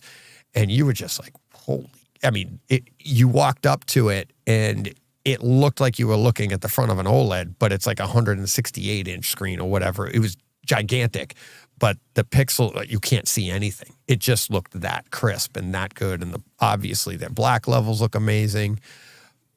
But as a room, I thought they slighted themselves greatly in that even Jen was like, so we came home and we watched the scenes from that room. And there's a scene in Multiverse of Madness with the eye in the street and stuff, and they stab it or something. And she goes, I never saw that in the room. And I was like, well, sound focuses you. It moves you into around the scene. And they set this up in a way that you're just so focused on looking around the scene. You're not getting the full experience. And I think to me that diminishes the experience that you can get. And I know it's for integrators and stuff, but these are, people too. And you're going to sell your product. And as I said to John this morning, I said it on the podcast earlier today, I've done a lot of art in my life and you look at it and it looks great. And then you frame it and you're like, oh, wow. And then you mat it and frame it and you're like, oh my God, it just pops. It's the same piece of art. And if you're not framing your product, you're framing your piece of art right. I think you're doing yourself a disservice. And I think they kind of did that here. And that's why it kind of dropped down. But yeah, it's an absolute stunning picture. So, but yeah, so JVC number 5. Any questions? I think you're just very lucky that Carl's not in the chat. Oh yeah. Yeah. Well, that's okay. Or any JVC owner. So I know he would have questions. So, yeah. So, what do you guys want to do next here? We have grab one, whatever you want. Whatever comes up. I'll hit you with this one, Steve. Mm. You good with that? Yeah. Yep. And we are back to Sisu. So finally, after all this time, it has come out here on 4K disc. You had it on Kaleidoscope forever ago, Deej. To be fair, the 4K disc's been out in the US for a couple of months, I think. And then they finally released it here. And I had hoped beyond hope the reason for the delay is that unlike the 4K disc in the States, which is 5.1 Dolby True HD, that maybe that extra time might mean we would get the Atmos on disc. No, we didn't. We got the Dolby True HD 5.1 master audio here. Okay, so very quick. I mean, I love the movie. Movie's great. I've seen it 5 times now, and I really, really like this movie. This is the one I saw twice in 1 week when I first got my sweaty mitts on it. However, so I love the movie. The image quality on this is fantastic, and it is truly at times 3-dimensional. Almost from the very beginning, as soon as you see the first shot across the kind of the wasteland, it genuinely looks as though you were looking through a window. It's fantastic. The HDR is really subtle because, of course, it's been shot. Generally, it seems with natural light. So the HDR is quite subtle, but the details, every fleck of dirt, the injury detail on our main character is gruesome and is supposed to be. It's absolutely brilliant. The image quality is great. However, the audio has some issues, I think. Really? And I'm very sorry to report. Yeah, because DJ, of course, I remember you talking about how great the Atmos audio is on the Kaleidoscape. My problem with this is it is inconsistent. So I've got a few timestamps. So it's 0004. So 4 minutes in, you get the lovely long planes shot of the planes coming over. They go, I mean, this is up next to Dolby Surround, and they go up and they go over the room exactly as you want them to. They sound amazing, and the sound pans beautifully across the top of the screen, of the room, and it sounds great. So that I was off to a good start and thinking, yay, this is good news. And then we get to the first use of the 50 cal at the 19-minute and 50 mark. So 90 minutes, 50 seconds, you get the 50 cal, which sounds beefy and bassy, exactly as you would want. So again, all good. Then, however, you get another decent bit of bass at 35 minutes and 20 seconds with the tank. As the tank is rumbling by, it's nice and guttural, and it's beefy as you'd want. And then we get to the scene that I was most looking forward to, which is when the 50 cal is used across the lake. You love your 50 cal. But it's the bass, and I think it's great, because when you and I spoke about it, that you'll remember the first thing I said to you was over the lake. What did it sound like? And what you said is it's booming. It's really exactly as you want. Not on this disc. It's not because on this one, for whatever reason, when that fires, it sounds like a normal gun. It does not have there's no punch, there's no movement, you don't feel the bass. I was incredibly disappointed with that bit. And then at the 52-minute mark, you then get the plane where you get a plane crash, and the plane does come around the room, and that's great. So overall, I was disappointed with this. I am sorry to say. Loved the film, loved the picture quality. The sound is inconsistent and has problems. It's not as good as it could or should have been, based on what you'd said about the Atmos. Whether they'll do another version, I don't know. I hope they do, because I want the Atmos track. I want it to sound the way you described it. Yeah. And whilst there is some good stuff in it, there's just a number of things that just take away from it. Tempted to buy it because I'm afraid, what if I was wrong? Because usually they're not that far off. And from what you're describing, it doesn't sound like that's what I would have experienced. Well, but you're going from a Dolby True HD 5.1 track up to Atmos and it was mixed in Atmos. Yeah. It was designed to be heard in Atmos. So this is not the full mix. It's out there. It's got to be coming. They got to come out with a 1 year anniversary edition or something. I want it to, I love it. That's not to say that the audio is bad. It's just not as good as it should have been. That's kind of how I'd put it. Yeah. Can I tease you with something? I had a conversation this weekend. You can run Kaleidoscape over Wi-Fi. I didn't think it was possible. And this wasn't Kaleidoscape telling me this. It was other people. No. And they ran it with Wi-Fi, and it worked. It's a little slower. Does it take 3 weeks to download a film, though? Even if it did, I would just tell you, put your server in the other room and get a bunch on there, and then, you can do it. Even if it took like extra time overnight, you'd be fine once you're going. But I did hear that, yes, you can do it with Wi-Fi, so that could answer your problem. As soon as I heard, I actually overheard somebody talking about it, and I kind of like fly on the wall. I was like, I know somebody that could take advantage of that. So that would be good. Okay. Well, I'll hopefully get to discuss that with someone from Kaleidoscape at some point as well. There directly. you go. It's not recommended, and I don't think even Kaleidoscape says. I wonder if Kaleidoscape would even tell you they can do it, because it's wonky, but it will work. And where there's a will, there's a way. And I think that's the situation we had going on that I heard about. So, okay, nice. But yeah. Well, I was say, can't you just plug it directly into your router, download a bunch of movies, and then bring it to your server? And I mean, that would require you going into your room, Steve. So I don't know if you want to do that. And the problem is, it's not easy to get behind the rack. Back to the rack again. It's not easy to get behind there and then unplug everything. I mean, I do that for a 4K cable box that I've got for 4K sports, but it would be a lot of messing around.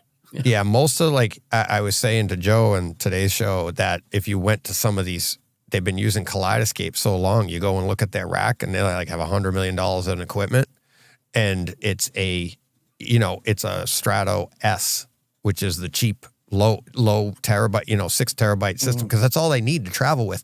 It never goes onto the internet. They load it up and then they take it on the road with them, and they just keep plugging it in and hit the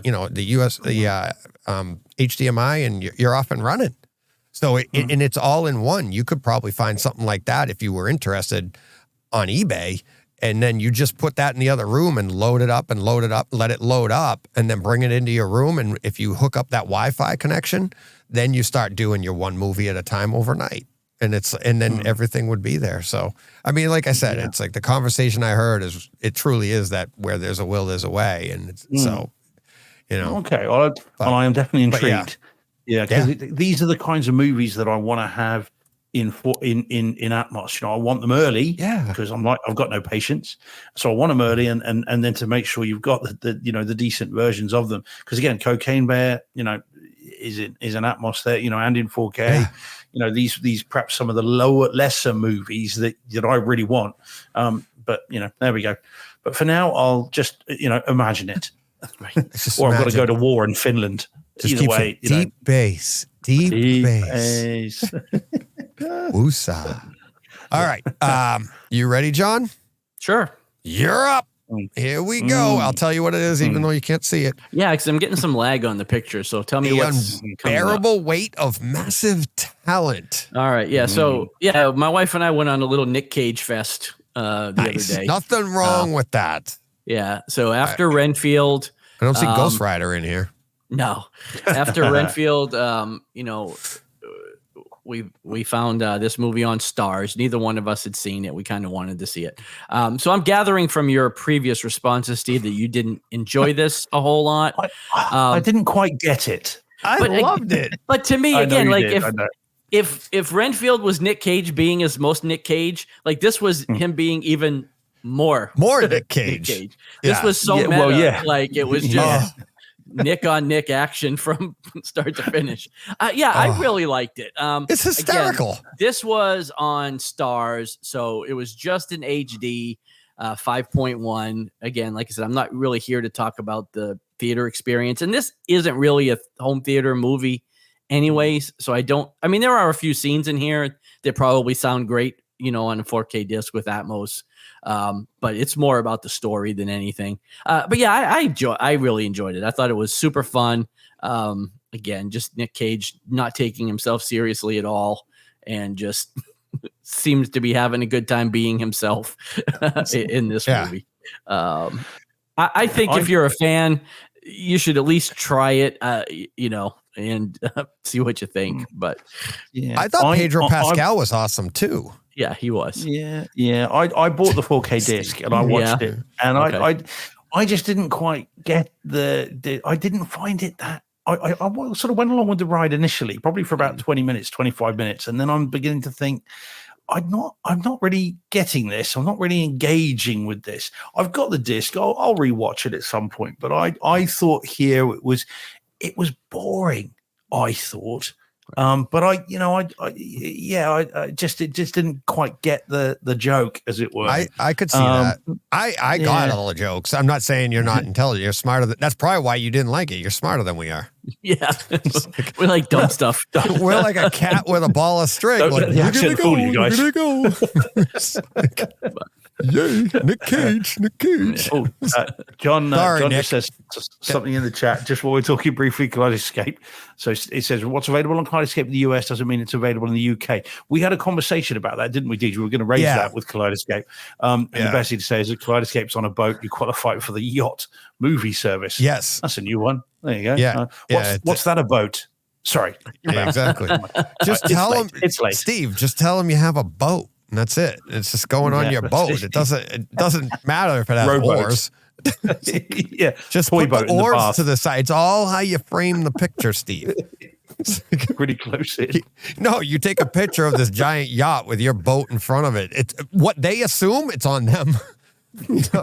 I mean, what are you going to do, Yeah. Yeah. Oh, and just, I won't put it up on the thing, but Joe, your IT guy, Joe Herzl, I don't know what RG6 is or mocha. To me, that's coffee. Yeah. As far as you're concerned, that's something. That's how you hang a picture. Yeah, quite. I that don't a know nail? what that all is, Joe. Yeah.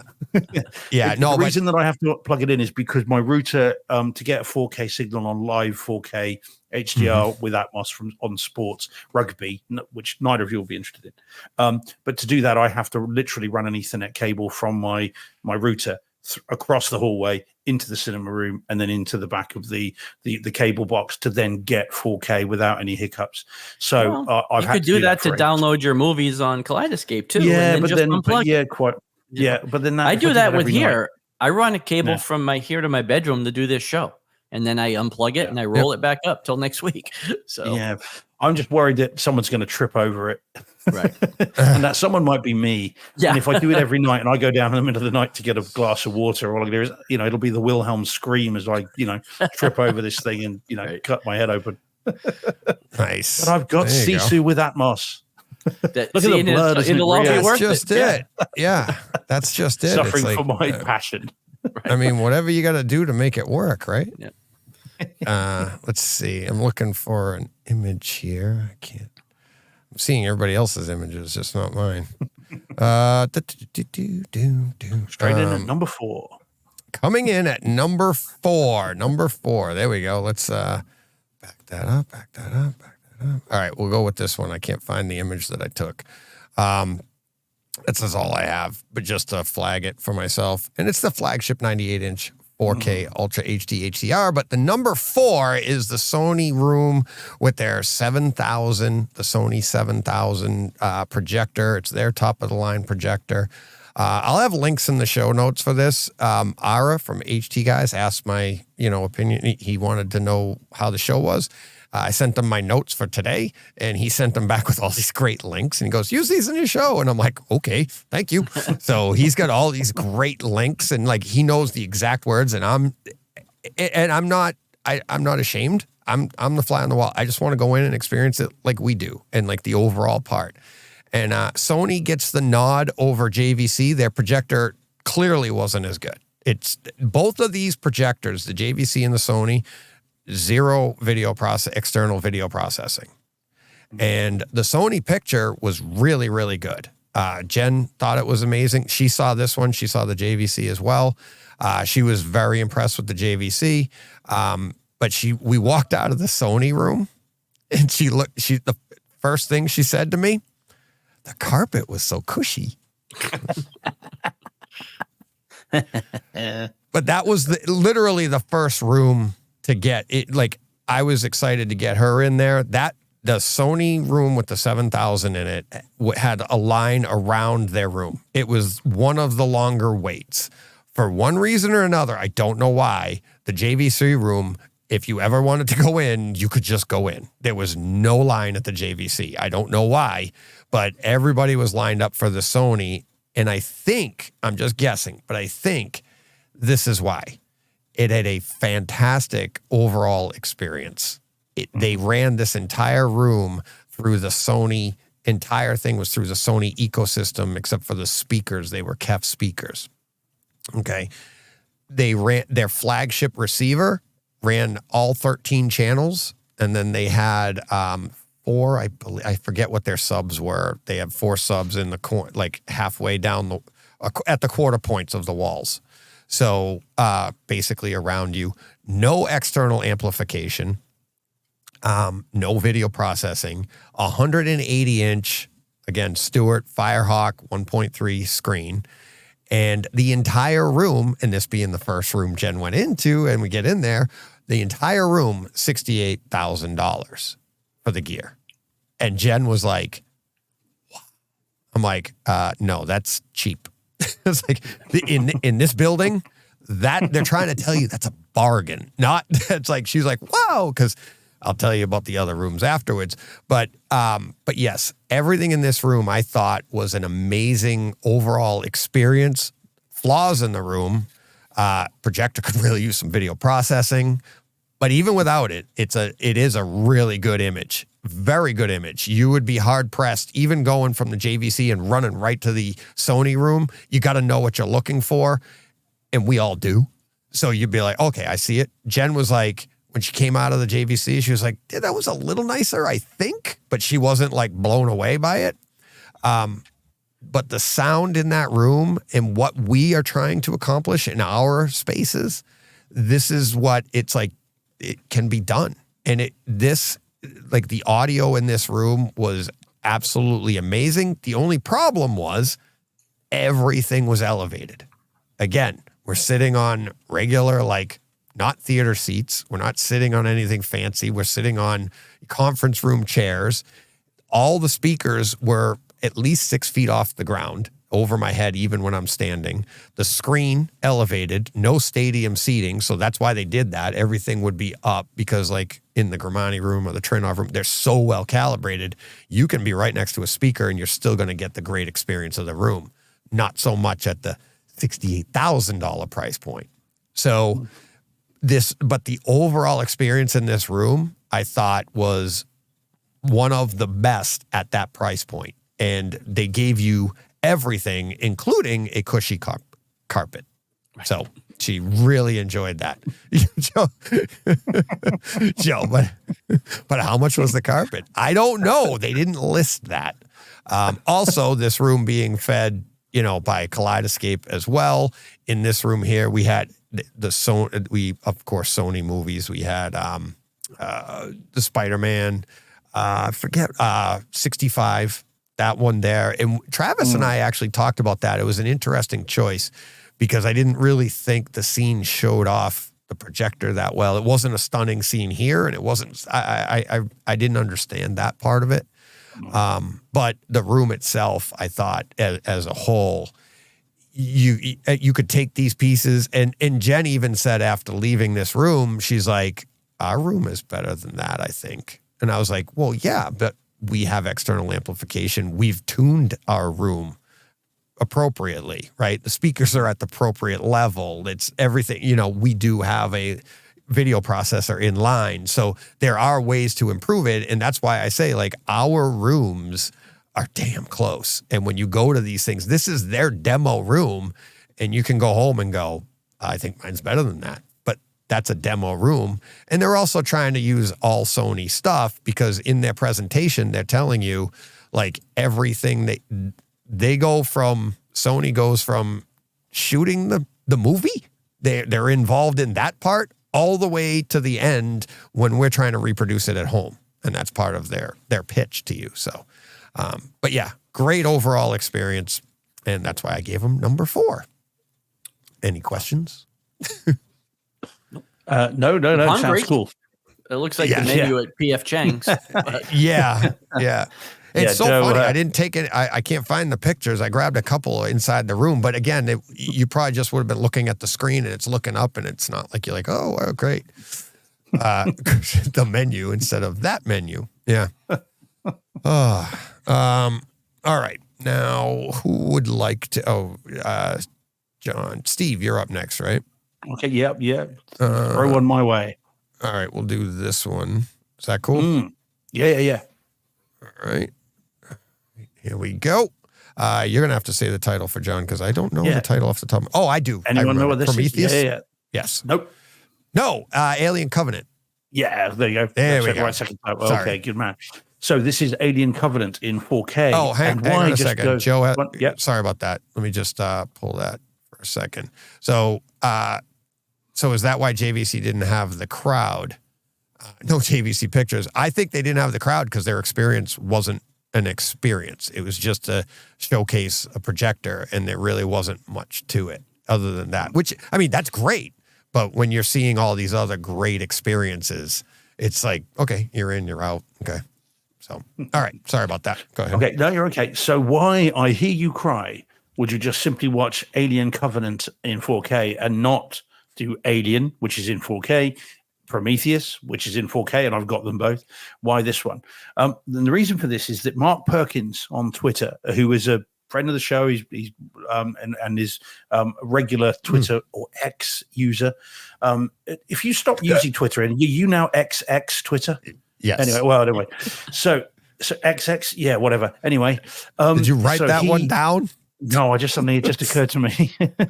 So he says, and he's regularly tweeting stuff, and he happened to mention this film, and I like these movies. I'm a big fan of the Alien films, and I thought, you know what, I had some time off last week, and I rewatched it. This is the second time watching the 4K disc. The film is good. It's okay. It's lesser Alien. I think we can all agree on that. I think it's a bit better than Prometheus, although I quite like Prometheus. And so the film is the movie. And if you haven't seen it, it's worth seeing if you like the other Alien films. If you don't bother with this. The 4K disc is very, very nice. I saw 2 Fox discs in one day, and this being the first one, and we'll talk about the other one if we get time in a minute. But this one and is ultra smooth. It's polished. It's very, very detailed. The black levels are pristine. They are perfect. The black bars, top and bottom of the screen, are inky black, exactly how you'd want them. It looks beautiful. It's in Dolby Atmos as well, and the sound is very, very nice indeed. And I'm only really going to pick one standout scene from me on this one, which I put as Death from Above in the notes. And this is at 1 hour and 9 minutes. And this is where there is a spaceship in the air. Things come out of this, and then essentially take a crowd of people out. And the entire room is engaged. So you've got the ship above you. You can hear all these things moving around. You've got the screams of the various people all moving around the room. It is incredible. It's really, really good. And there are a number of decent scenes in this, but this is the standout one for me. So it's a really good disc. It's an enjoyable film if you like the others, and well worth seeing. If you don't have it and you think you might like it, pick it up. It should be cheap now. So yeah, it's good. Really solid disc, this one. Nice. I can't remember the last time I saw this. It is a really good disc. It is really good. It is. It's great home theater experience. As soon as you started talking about that scene, I know exactly what you're talking about. And it's like, it's like all around, like coming down around you. It's like the full room. I didn't see it at CEDIA, but we need those floor level speakers. It's just, I really think it'll bring a lot more to the the experience. So, all right. Let's see. John, you're up next, I believe. All right. Oh yeah. Can you see it in the footnotes down there, John? I can see this one came up right away. I don't know why. Okay. Well, now it's gone. But this is The Witch. Watch this on or is HBO it Max. The VVitch. The VVitch. Yeah. The VVitch. VVitch. I'm not cursing. This was on HBO Max. This was just in HD 5.1. This will be super quick. I'm gathering you liked this, Steve. I did not. I like this a lot for me. This was I very. You said it was going to be quick. Then you pulled Steven. Well, this is very midsummery to me. That type of horror, and same director. Oh, was it? Okay, that makes sense. Eggers, right? Robert Eggers. Yeah, Is yeah, that Robert who it was? Eggers. Yeah. Yep. Yeah, I just didn't dig it. I don't really know what was happening here. This was Anya Taylor-Joy. Taylor-Joy. 2015. This came out, or 2016. I can't tell from that. So she was a bit younger there. But yeah, I didn't like it.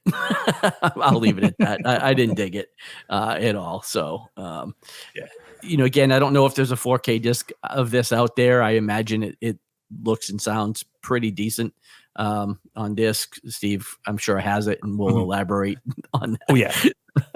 So, how long have you got? Yeah. Well, we only have a few minutes. So. We got a couple of hours. I think we're going to go a little bit long, but yeah, that's okay. Okay. All right. Okay. So, John, this is one where we have got a disagreement here, buddy. Yeah, I know. However, I knew. but you are 100% right in every way. Okay, you are right because this is a movie that you can love or just hate or really just not get at all, and it'd be absolutely right. It makes complete sense. I really like this film. I've seen it 5 times, maybe 6 times. Oh wow! I've had the DVD when it came out. I imported the Blu-ray, and then the 4K disc as well. I imported it the second it came out. When I first saw this movie, and I'll be quick, Deej. I know. But when I first saw this, I saw it in my old cinema room in the old place, and I watched it the very first time with headphones on. And the relevance of that is I watched it in the early hours of the morning. Didn't want to disturb anyone else in the house, and so I had headphones on. And there is a scene towards the end where, again, I won't spoil it, where something talks. And the thing that is talking should not be able to talk. And the voice in these headphones came from behind me. And I genuinely felt like maybe I was losing my mind. And it so unsettled me. I genuinely was creeped out by this voice of this thing that shouldn't be able to talk. And I was just really creeped out by it for days afterwards. I was thinking about it. Funny. It was really effective. Now, having seen it a number of times, the second time I saw it, that didn't happen because I wasn't pretty using nice headphones. even on the stream though. I know exactly what you're talking about. Yeah, and but I didn't have was headphones definitely on. Behind you. It came through even with the stream, and it was creepy. But maybe not. Yeah, I found it really unsettling, and I like the dialogue. I like the fact that it's old fashioned dialogue, that it's delivered in a way that is, and of course Robert Eggers, of course, So you've got the difference between the way in which that was done, the way it was put forward, and I just found the whole thing unsettling. And I really, really like this film. But again, as I say, I 100% get it that people were like, what a load of absolute crap, because it's absolutely right. But I really, really like this film just for how unsettling it is and the whole mood that it creates. But yeah, I get it. Have you seen it, Deej? No. I haven't even heard of it. I'm like, you wouldn't like it. I like that they have Tom Brady on the cover here on the cover art. But the goat. I'm just trying to. That was my contribution to the Vitch. Let me just I'm just checking that I am right before I say this and make an idiot. Yeah. So of course Robert Eggers, the director of this, directed The Northman. Okay. So of course it's that unsettling kind of atmosphere, and of course you weren't a big fan of that, were you initially? I wasn't, but on second and third viewings, I like it more. But the parts that I didn't like, I still don't really like. Yeah. I think there's a through line to it. I think there's a through line with movies like this and that, this kind of this atmosphere it creates. But I really do like how off kilter this movie is. It is like Sleepy Hollow. Sleepy Hollow is the Hollywood version of this. Right. But the same sort of kind of off kilter sort of setup to it. But yeah, it's my kind of movie. And again, Midsummer, same sort of thing. But as I said, I completely get it as to why someone would think it's crap. But perhaps not one for you then, Deej. John is the guy to listen to on that. Yeah, I don't think you'll dig it. Yeah, no, fair play. So Jordan Carpenter in the chat again. I'll get a bit of backup from Jordan. So he loves the second sight 4K disc for the VVitch, which included a new scan approved by the director and an excellent horror film, though understandably divisive. Absolutely, Jordan's completely right. Although the 4K US disc is awesome if you like the movie. I mean, I can see where the disc would be good, especially what that scene you're talking about is probably really good. Such a strange thing. I won't be picking it up. So No. I'll take your word for it. If John didn't like it, what are the hopes for me? Yeah. All right. Let's see. What do we got coming up here? We're on number three, correct? Yeah. All right. Let me find this image here. Should be pretty easy. Where's my boy? Is number 3 the hotel room? No. I hate this. All right, back to the library here. Hold music in the meantime. Please hold. A call is important to us. I'll have this more streamlined tomorrow, I promise. Well, not tomorrow, next week. Where did he go? Well, anyways, before I get the what's that? The Go from Ipanema, is that the Muzak of choice? I'm getting close. There he is. So honestly, the reason I need to do this is so that when I mark it to make timestamps, I need to know when we start. So, number 3, SVS pulls in at number 3, and I've told a few people this ahead of time, and they're like, "Really?" With all of the rooms in there, and it's like, why SVS? You know, and I was like, Larry. You'll see in my notes, Larry! ! I just couldn't wait to sit through a Larry demo experience, and his performance, and I truly say performance, is like unmatched to me at CEDIA. I could say I know Larry, but I've literally met him like twice on the stream. But we totally hit it. He gets paid to do exactly what I just love to do. That's probably why I'd never get paid for it. They'd be like, do this. Okay, I'm already doing it. But he knows his stamps. He knows everything. Every time he's been on and we speak, it's like he just boom, this. Like he knows timestamps. Oh, this is a great scene. The Atmos does it because that's what he does every day, all day. I saw him on Saturday towards the end of his day. He just had to leave the room. Nick had to take over. He couldn't talk anymore because this is what he does for 8 hours all day long, 9 to 5. And he just sits there and tells you scene after scene. And if you look, I'll zoom in here. They don't have a kaleidoscope. Okay. And I've been telling him, I'm like, you got to get a kaleidoscope because it would make your job so much easier because you could just pull up your scene. You cultivate, you make a script and just let it go. And this right here is, he has a little, DVD folder and he just pulls them out and puts them in. Now, I've been telling him and telling Nick, I'm like, get Larry a kaleidoscope. And I'm not saying that to sell I don't sell anything. I don't get anything out. But I thought it would make his job easier. I was wrong. He is so damn... I came out of there and Nick's like, so what did you think? I go, you don't need it. Don't get a kaleidoscope. I'm like, he's awesome. He has it all. It's like perfectly choreographed. He goes and he grabs his disc and he puts it in. And while he's talking to you, he's not even looking. He's just fast forwarding to the scene. He gets to the scene and he goes, and here you're going to see it's like he's a savant for this. It's awesome. I was just like, never mind the PB16 Ultras that rocked this place, which the Bang & Olufsen's right next door, and they're trying to compete with Larry's Ultras. Kind of losing battle there for them.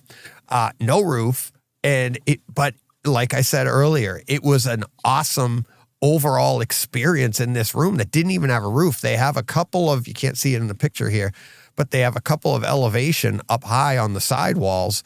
And he would play Atmos scenes and they went over your head. So again, everybody, don't panic because you're not dead on at where your Atmos speakers need to be. You don't even need a damn roof, apparently. So it was stunning. I knew I wanted to meet him. I knew I wanted to experience his demo, but I was not prepared for how entertaining he was, how great everything performed. I wasn't surprised that that's what I have in my room right now. I wasn't surprised at that. I was surprised at the environment that they performed so well in is what really was like, there's literally no roof. And you're like, holy crap. And again, they don't have a giant projector or anything, but you're there to hear the sound. And I'm telling you, if you get an opportunity to see an SVS demo, you just go and watch Larry dance. That's the best part. And it's like the way he presents, he does concert videos, he does movie scenes. And I don't want him to get a kaleidoscope. I think it would ruin his rhythm. I think he's awesome at what he does. And that's why he cracked the top 3, SVS, Larry cracked the top 3. So, and I mean, obviously if their systems were crap, it wouldn't make a difference, but it's the overall package. It was awesome. Awesome experience. So that's why they're number 3. So any questions? No. Let's see. All right. Let me see. We got next. I'm getting better at this, guys. So HD show. Let's see. Steve, you only have the one more, right? Yep. Okay. So 2. Well, there are 2 if you want to get into them. This should be really? Yeah. 2 for you? Oh, one yeah. the TV show and then the other one the movie. Yeah. Mm-hmm. Okay, this one here. Yep, that's okay. the last movie. All right. And then we'll wrap up the whole thing with the TV show. There we go. Okay. Any clues? The gray. Yeah. No. I know. This is the Revenant in 4K. Oh yeah, that's right. UHD. Yeah. It's okay. It's got movie menus and none of them make much sense. So this is the best I could do. Right. One word. Really, fellas. I mean, it's 4K disc. It's one of the first 4K discs I bought, I think, and from the people on Twitter, pretty much everybody's one of their first 4K discs they bought. So 4K, not in Atmos, but it is DTS HD 7.1 MA, which is unusual. One word, reference. Yeah. If it wasn't such a difficult movie, like, you know what I mean? Gore, you're like, it would be like, got to see it multiple times every year or something like that. But yeah, I can't remember the last time I saw it. I love I love the movie. I mean, I know and bearing in mind, we know that lots of this stuff was done for real. They really did eat this. I mean, DiCaprio did eat, whale liver, and he did, and the cold that they're going through. This is real. This is not it's like The Grey, actually. It's very, it was filmed in the wild, in natural light. They put these people through hell for this. But the movie's fantastic. I think I really like it. Again, nature in this is red in tooth and claw. It's a very brutal movie, and it's hard to watch. A lot of stuff happens, but I happen to love it. It's such a good movie. The image quality is transcendent. It is constantly 3D. It is beautiful. And I'm not sure I could find a single shot, let alone a scene, out of place. I mean, this is the kind of movie you say to people, what does 4K look like? Check this out. You can just chuck it on and let them watch it and be very glad they're in a warm room rather than in the cold of British Columbia or wherever it was. So it looks tremendous. It sounds really, really good. Bear in mind, you're up next to it and you relax, but it's very, very nice indeed. And one bit that I really wanted to, by the way, I did have to goose the volume a little bit higher than I normally did. Okay. This is the second time I watched my 4K disc, and I had to put it a little higher than I normally do. Not by much, but a little bit, a couple of dB, just to give it a bit more oomph. But there are scenes in this where a camera glides through a forest, and you can hear the wind and hear the trees creaking and cracking as the camera glides through them. And you've got gunshots and you've got everything else. But there's one particular scene which is fantastic. And I've got this here at the 1 hour and 31 minute mark, not to mean there's nothing before that, but this particular one is where a character goes across a room, goes up some stairs, and the camera stays in place. So the character goes across the room, goes up some stairs, goes across over the top, gets something, comes back across and down, and the camera doesn't move, but you know exactly where the person is going because of where they move in the overhead speakers. And so they go to front left, up and over to rear right, and then go back over to front left, down again, right in front of the screen. And it's awesome. And it's done in really subtly. There's no music. It's just sound, and it's fantastic. This is, again, as Jordan said in the chat, it is an must-own 4K disc. I can't quite get why someone wouldn't own this. It's a must-own. It really is awesome. Presumably, have you both got it? Yeah. Yeah. Oh, yeah. Yeah, I was going to say. Yeah, I mean, it's just tremendous. Have you seen it recently? No. It might be offloaded from my Kaleidoscape, but I still, I might. Yeah, I'm not even sure if I've watched watched the disc. I have the disc. I mean, but give it I don't another know if go, I've John, when you watched get some time, mate. Yeah, I mean, it's stunning, and of course, with your upgrade that you've had on your projector as well. I mean, this is one to give it another go. It is incredible. It really is. So I this is just awesome. I've seen the disc. I haven't seen it on Kaleidoscape. Kaleidoscape yet, but I do have it this is because the it is second one of Fox those disc. ones. Yeah. Okay. Yeah. So this was the second Fox disc I saw in the same day, and it is absolutely phenomenal. So yeah, highly recommend this for sure. There we go. Sorry, I can see the time, so I'll be quick. Nope. Oh yeah. No, that's cool. That's cool. This will be Hot. quick too. My last one will be All right. pretty quick. And you're, So while DJ's loading the picture, I'm going to preface this for a second because there's a reason why I picked this movie. So I think I solved my subwoofer issue this week. Yeah. This is one to do it This on. one- And this is what Yeah. I put on to test it. So sometimes the simple and obvious solution eludes you until the light goes on in your head and you figure out what you need to do. Disconnect them. No. Really quickly. I was so focused on trying to find things to put underneath the feet of the subwoofers or to stay under the sub themselves to keep it from moving around. And the obvious solution was to buy floor mats that were large enough that I could put my 60-pound tower speakers on top of it as well, right next to it. And now the unmovable mat. Oh, we lost him. Oh, that was. The power's gone. Yeah, that's the power, isn't it? I would say, yeah. It looks like it was the power that because the way that just went, just That was quick, wasn't it? I'll keep my phone open to see if he texts me. Back on. Yeah, see if the generator kicks in. Yeah. We didn't say the name of the film. Just while we're doing it, this is Godzilla, King of Monsters. Yeah. On 4K disc, Dolby Atmos. We had to shut John off so that we could get the title in, and there he is. He's coming back. Yeah. He's back. Yeah. And now he's coming back. Oh, where is he? Yeah. There he is. He's Hey, John. loading up. So Sorry about that. while yes. you were away, we said the title. We hadn't Okay. done that yet. Well, I was leading up to the title. Okay. I don't know how much that you heard, but basically, I put 100 plus pounds of weight on top of these floor mats. They're not going anywhere. Doesn't matter how much they vibrate. And so obviously Godzilla, King of the Monsters. Just to put it simply, this movie just slams from start to finish.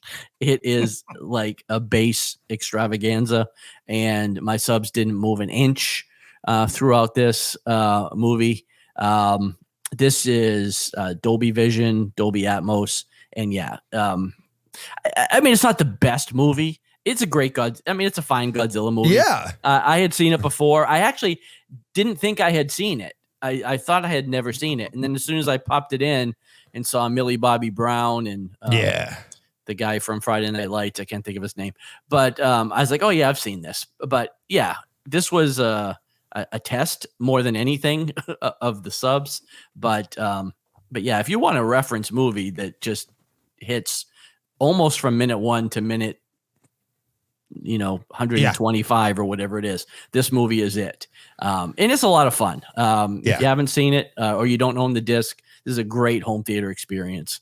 And it really put my subs through their paces, and think I've solved my issue. So Nice. Yeah. This is one I saw you put in the notes, and I wanted to jump on that and join you. I just didn't have time. Right. And but yeah, it is. I did this one a while ago, I believe, and I have notes stamped if you go on the website. And I actually thought of doing that too, because just pulling the notes up again, pulling the notes and going to the scenes. You know, just jump into the even the ones that have 3 boxes of popcorn or something, and being like, okay, I'll do that. I'm right.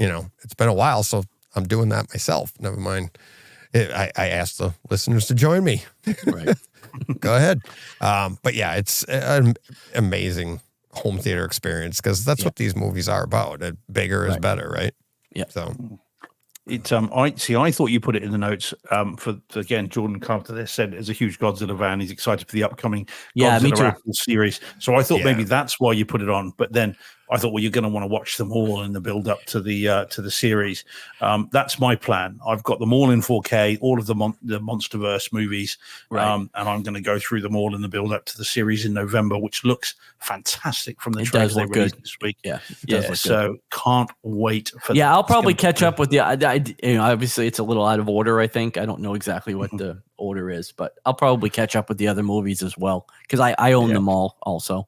Yeah, quite. So you've got Godzilla, then it's King of Monsters, then you've got Skull Island, then you've got Godzilla versus Kong. And absolutely. Yeah. So actually, I might not own Godzilla. I'll have to check, but I do own the others. It's a great disc. It's really, really good disc. Yeah, Godzilla 2014 is the opening bit where the moth thing creatures escape is talk about a base demo scene. You can feel these waves of energy coursing through you.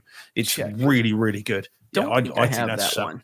But it's not as bassy throughout as King of Monsters, but I think that wasn't that the last one to get the 4K in Atmos? Because I reviewed that one without Atmos, and it was awesome. Yeah, it was. Yeah. And then it got it like right when, was it King of the Monsters that came out, or Godzilla versus Kong? I think anything that didn't, or they all got it just before that came out that March. Yeah, I don't have it. It was awesome. Awesome. Yeah, it's really worth picking up, John. That's a great disc. I'm looking right now. I remember losing my mind over that. I was really pleased with that. Even it's not as consistently bassy as King of Monsters, but the demo sequences in that are awesome. So I do recommend it. All right. Come on, Dave, give us number 2. Number 2 coming in hot. It's actually 1B. It's the Trinov room. So it's 1A and 1B, and I'll explain how I gave the Grimani room the edge and gave it the 1A, and Trinov got the 1B. But let's talk about the Trinov room. Custom built room in Italy, perfectly curated home theater experience, 24 subs, 12 at the front, like 6 across, stacked on top of each other, 6 across, stacked on top of each other at the back. Wave forming, that's the, base equalization that they're doing with the Trinov processor. They used a Trinov 16 to do this room. Whole bunch of other great pieces inside. I mean, this room is $1 million room. Okay. Barco projector, Mad VR, Seymour Excellence acoustically transparent screen. This one I don't remember exactly the size, but it's up. I'm pretty sure it was CinemaScope, and it was huge. Let's just say that. But the bass equalization was, like I said earlier, just absolutely stunning. But then when they started playing those scenes, and like I said, and with the, I didn't get to see the John Wick one. Todd told me about the John Wick one, which is the opening scene from the movie, and the bass, he said, was amazing on that. Obviously the overheads and everything, the way the whole room is engaged on that Spider-Man scene was amazing. And then they wrap up with the scene from A Quiet Place. I should add that. That's not in the script. I can add that to the script. The scene from A Quiet Place where, if you remember, where Emily Blunt steps on the nail and it's very quiet. Everything's supposed to be very quiet, but then you have the bass and you have the red lights come on. It's just the thing that's, it suffered a little bit for that because it as great as this room was, and it really was, it drowned out the showroom floor pretty much. But when you do a scene like A Quiet Place, which is like dead silent, you can still hear the showroom floor, right? Which in a way it was kind of disappointing, because you're like, oh, I'm really into this scene. But at the same time, it does show you how well that room is designed and built. And that's what, that's part of the feature here. You could have a room built like this. They will ship you your room. Then you put your gear in it. And that's what that whole thing is about. And talking with, forget his last name again, Peter, talking with him afterwards, and like, he's part of that team that designs these rooms, has nothing to do with the equipment, but he's designing these rooms and how you put the equipment in and everything. He'll design the room based on what equipment you're getting. And so you can basically have a perfect room, which is part of that, information that came out, the PDF that's out right now that everybody can download. Links in the show notes. If you don't know what I'm talking about already, just go to the show notes. But it's suggested practices for home theater. Joe and I talked about it yesterday. We don't have time to get into it today, but it's going to set the home theater world on fire, both good and bad. And I think it's going to be fantastic. But that's all based out of this room. And the experience in there is like none other, except for the next room. But the other thing is, I will say everything I just said, I think is 100% true, in my opinion. But I also think this is where you get into, we're not far off. Because my wife didn't get to experience this one. She did experience the next one. But then when we came home, I'll tell you when we talk about the Gramani experience. But yes, Trinov is absolutely amazing. But they, I'll explain when we get to Gramani why I gave them the nod, and it's very, very slight. But I think I'm hoping listeners will understand what I'm looking at here, especially from this podcast point of view. So, all right, what else do we have next for you guys? We have just the last one. Yeah, just the last one, right? Yeah. The show. Mm-hmm. Yep. Okay. Mm-hmm. All right, let's get to it. Steve is super excited about this. He wanted to do the show last, Wednesday morning? Yep. Oh, yeah. He's like, John and I woke up to messages like, guys, wake up. Tell me what you thought. And we're like, What? Exactly. Oh, yeah. So we are talking Ahsoka. Yeah, episode 4. Specifically, yeah. Yes. Season 1, episode 4, part 4. It says, which is a bit odd, but there we go. That's just this. I just realised that that's what it says. Okay, so very, very, very, very quickly-ish. So up until now, I have enjoyed most of the Star Wars shows on Disney Plus. I wasn't big on Andor. I didn't particularly like that. I appreciate I'm in a minority of probably one, but I didn't particularly like Andor. I got very bored with that and didn't enjoy it. The others I enjoyed. The high point for me, end of season 2, last episode of The Mandalorian, when who turns up, and it's very, very cool. That was the Star Wars TV show high point for me until this episode.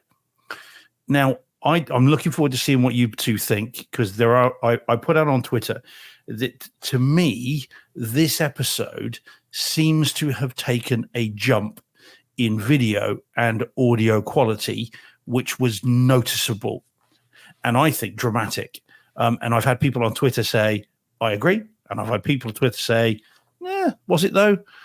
So I'll be interested to see what you two think. I was blown away by this. The story was really, really good. Not going to give anything away, but the image quality first. The spaceships, the ships involved in this looked 3-dimensional. The space just looked suddenly like we've gone from a TV show to a full-blown movie. And whilst I didn't particularly like Andor, I think some of this looked like Rogue One. Some of the spaceship battles looked as detailed as the craft in Rogue One. And I was very, very impressed with that. Then we get the audio. And the audio in this, to me, seems to have taken a big jump again. So we've got and for the very first time, I've got timestamps on a TV show. I've never even thought of doing that before, but with this, I could not help it. And so I've got it at 11 minutes. We get X-wings. That's not a spoiler. It's Star Wars, right? So we get X-wings, and there's a lovely tracking shot of X-wings that come around the room, but they go up and over the room and then into the distance. And I replayed that 6 or 7 times because I thought that can't be right. I'm not hearing that, am I? But oh no, back we go. It did it again and again and again. And that was phenomenal. We then get the lightsabers that now sound to me like the ones from the prequels, where they're beefy and they're threatening and they're powerful when they're being used. And the one thing there I got at 15 minutes and 30 was we have a spinning lightsaber which spins in the trailer. That's not a spoiler, but what it does, there's a shot where the lightsaber is behind off screen behind you, and you've then got the character that's being attacked in front of you, and it sounds like you've got a Mack truck just over your left shoulder with this thing just spinning and growling, and the bass and everything else, which I thought was exceptional. And then we get to the engage the hyperdrive at 31 minutes, where Ray Stevenson is a beautiful shot. Ray Stevenson is in close up looking at the camera, and his eyes are following the sound he can hear. And as he's doing it, you've got a pan that goes up and over the front and down, and his eyes are following the sound as it goes. And I thought that was fantastic. And then, of course, you get the very cool ending, which I'm not going to spoil. But for those, I mean, I have seen quite a bit of Clone Wars. Never finished the series, but I've seen a lot of it. And the thing that he says when he says it was very cool indeed. It's like, he said the thing. So it was very cool. I thought this episode was fantastic. And so tell me, guys, am I right or am I wrong in terms of the quality, first and foremost? Is it different or is it me? I think it's a little you. I was going to. So can I? I agree with it. Well, I'll say I agree with too. everything you said, but I felt like it's been that all along. Yep. But, Thank you. At least I think Steve, so. let me offer a suggestion. I think this is the first time you're like 100% engaged in the story, and the story is now enhancing your home theater experience. Because like when we texted, I said, remember like the first like opening episode of this, I was like, my remote is lighting up, which rarely ever happens on a stream, right? So that means the bass is vibrating like crazy. We're getting great bass. I thought the picture was awesome. Some of the descriptions you're giving me when we were talking about, I think it was Obi-Wan or maybe Mandalorian season 3, you're like, DJ, if you're paying attention to that, are you paying attention to the story? And you didn't like the story then, but you were paying attention. Well, so Obi-Wan much I did. Obi-Wan I did with Andor. That I didn't. Yeah, right. But there was an X-wing scene that I was like the way, and I remember distinctly talking about the battle and the lasers and how good it looked, and then how good the backdrop was, and the different grades of black in space that they put in just for a depth, when in space you wouldn't have that. And I was so excited, like you just were, and then you go, but really, DJ, because if you're paying attention to that, are you paying attention to the story? And I'm like, it's a space battle. What am I missing? Right? But it's that enthusiasm that I think, because you're invested in the story, you're like, look at all this great stuff. And like John and I are like, it's been there. Because I do feel like this entire season is elevated, but I also feel that from Mandalorian season 1 to now, each episode, each season of these series have been elevated. They're really, and we talked about it before, the three of us, about the volume, and they're figuring that out, and the depth of field and all that, and their gray scales, if you will. But I really think I think the biggest thing is you're just really invested in that story. Does that sound like it could be a possibility? It could be, but I've watched the first 3, and I've seen those twice, in fact. And I haven't. And there's lightsaber battles in there. There's a lightsaber battle at the very first episode, and none of it seemed to have the presence of the lightsabers in this. None of them seem to have the bass sort of pumping that this seemed to have. It felt like someone had just gone, do you know what? Let's make this cinematic. Let's stop the TV stuff. Yeah. Let's make it cinematic. Let's just flick a switch and make this as epic as we can. Yeah. That's how it felt to me. And I get it. It could well be perception. It could also be both John and I, because like the Steve George alarm clock alerted us to this, and we were like, I do to people, you overhype them, that like by the time we came to the ending, even the ending, I was like, okay, because I know the series. I know what the ending was. There's a lot of people talking about how shocking that is, and I'm like, it's really not. But I was waiting for something that was even grander, and maybe that's why John and I are like, because of that hype was there, which I don't blame you. I'm happy you were really excited, because I love hearing you talk like me. Like over the top and ridiculous about like, but the lightsabers were going whooshy. So, but no, it is. I think the entire series is like this, and it's like, and when you go back to my comments in the other weeks, I was saying as much. So it's like, yeah, it'd be interesting to see tonight. It'd be interesting to see tonight's episode, because it is being released in theaters. At least across the U.S. Yeah, I had a chance for passes for that, and I couldn't. Yeah. The closest one to me is an hour away at 8 p.m. So I would have had to be like, I'm never making. Well, and I don't know what they're doing. Like, are they doing all 5 Because like, I'm not investing in for 28 minutes. You know, I have a feeling it's probably another hour long. Yeah, it's probably closer to an hour long episode. Maybe I hope. So, but I'm not going in all in on that for 28 to 30 minutes. You drive an hour and sit down and be like, 2 pieces of popcorn, you got to get up and go. Right. So, but yeah, no. So I like I said, I don't know. I'm 100% could well be perception, but goodness me, this episode was good. And it was great. I agree. It is. Yeah. I'll be demoing this. This would be a rare Disney Plus demo scene. You know, if someone says, what are these Star Wars shows like? This is the episode that I would put on. It's only 28 minutes. Again, my favorite number at the moment with TV show episodes.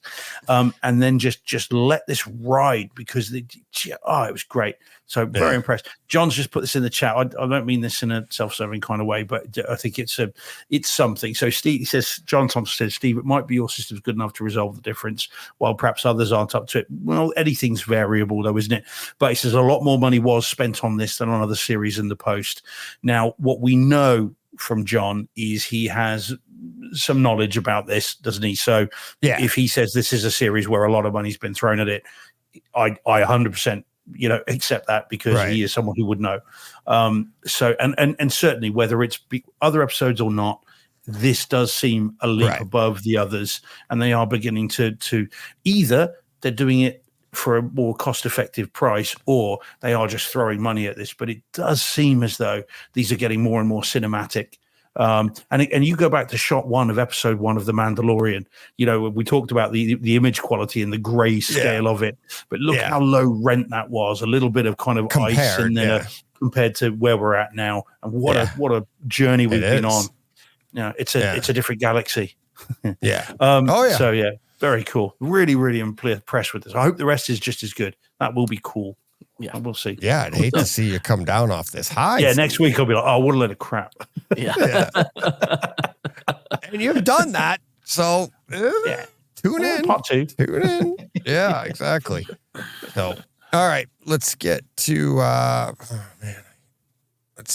my my number 1. And it's obviously it's the Gramani room, Anthony Gramani, Storm Audio, Seymour Excellence, row 1 seating. As I said before, the second row of seats, Jen wants them. This, again, another perfectly curated home theater experience. They built this room, not in Italy, but they built the room on the floor, put it all together. I have a video here. If we had the time, I was going to play it, and you could see them. Steve's seen a little bit of it. Actually, why don't I put it on while I'm talking? And so here they are setting up the room. And yeah, they got the barcode. They got basically it's the same projector that's in the other that's in the Trinov room. Okay. They got the Mad VR. They got the same screen, Seymour Excellence AT screen, acoustically transparent screen. As this plays, you'll see, why isn't this playing now? That's weird. Play. This screen that you're seeing up here is supposed to, come on. Why isn't it moving? Anyways, 4-way masking, but they didn't have it in the room because there was an issue with the power to it. Because of everybody running, there it goes. Everybody running all this power on the floor, they were tripping breakers, so they stopped it. But this screen, $68,000 screen, and it can do all 4-way masking. It looks amazing. And their demo was supposed to have all different scenes from different movies, and when you switch the movie, it would see how it's moving here on YouTube. If you're watching on YouTube, you'll see it opening up and closing. So that was amazing, but it wasn't really part of the experience. I just happened to know because I have this video beforehand. But then you get into the aspect of everything is over Ethernet. Okay, Cat 6 connections for everything in the rack except for the HDMI from the Kaleidoscape to the Storm audio processor. Out of that, you go, everything's Cat 6 into a subwoofer for each of these an amplifier for each of these speakers, and then it maps it around the room. So that's the experience you get. It was as good as the Trinov room. And we were talking, we're like, I don't have that I can't hear a difference between these two. They were both absolutely amazing rooms.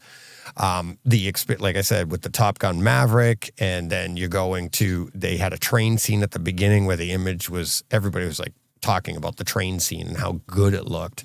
And then you had the scene in between the opening scene of the train and Maverick was the Mission Impossible Fallout scene.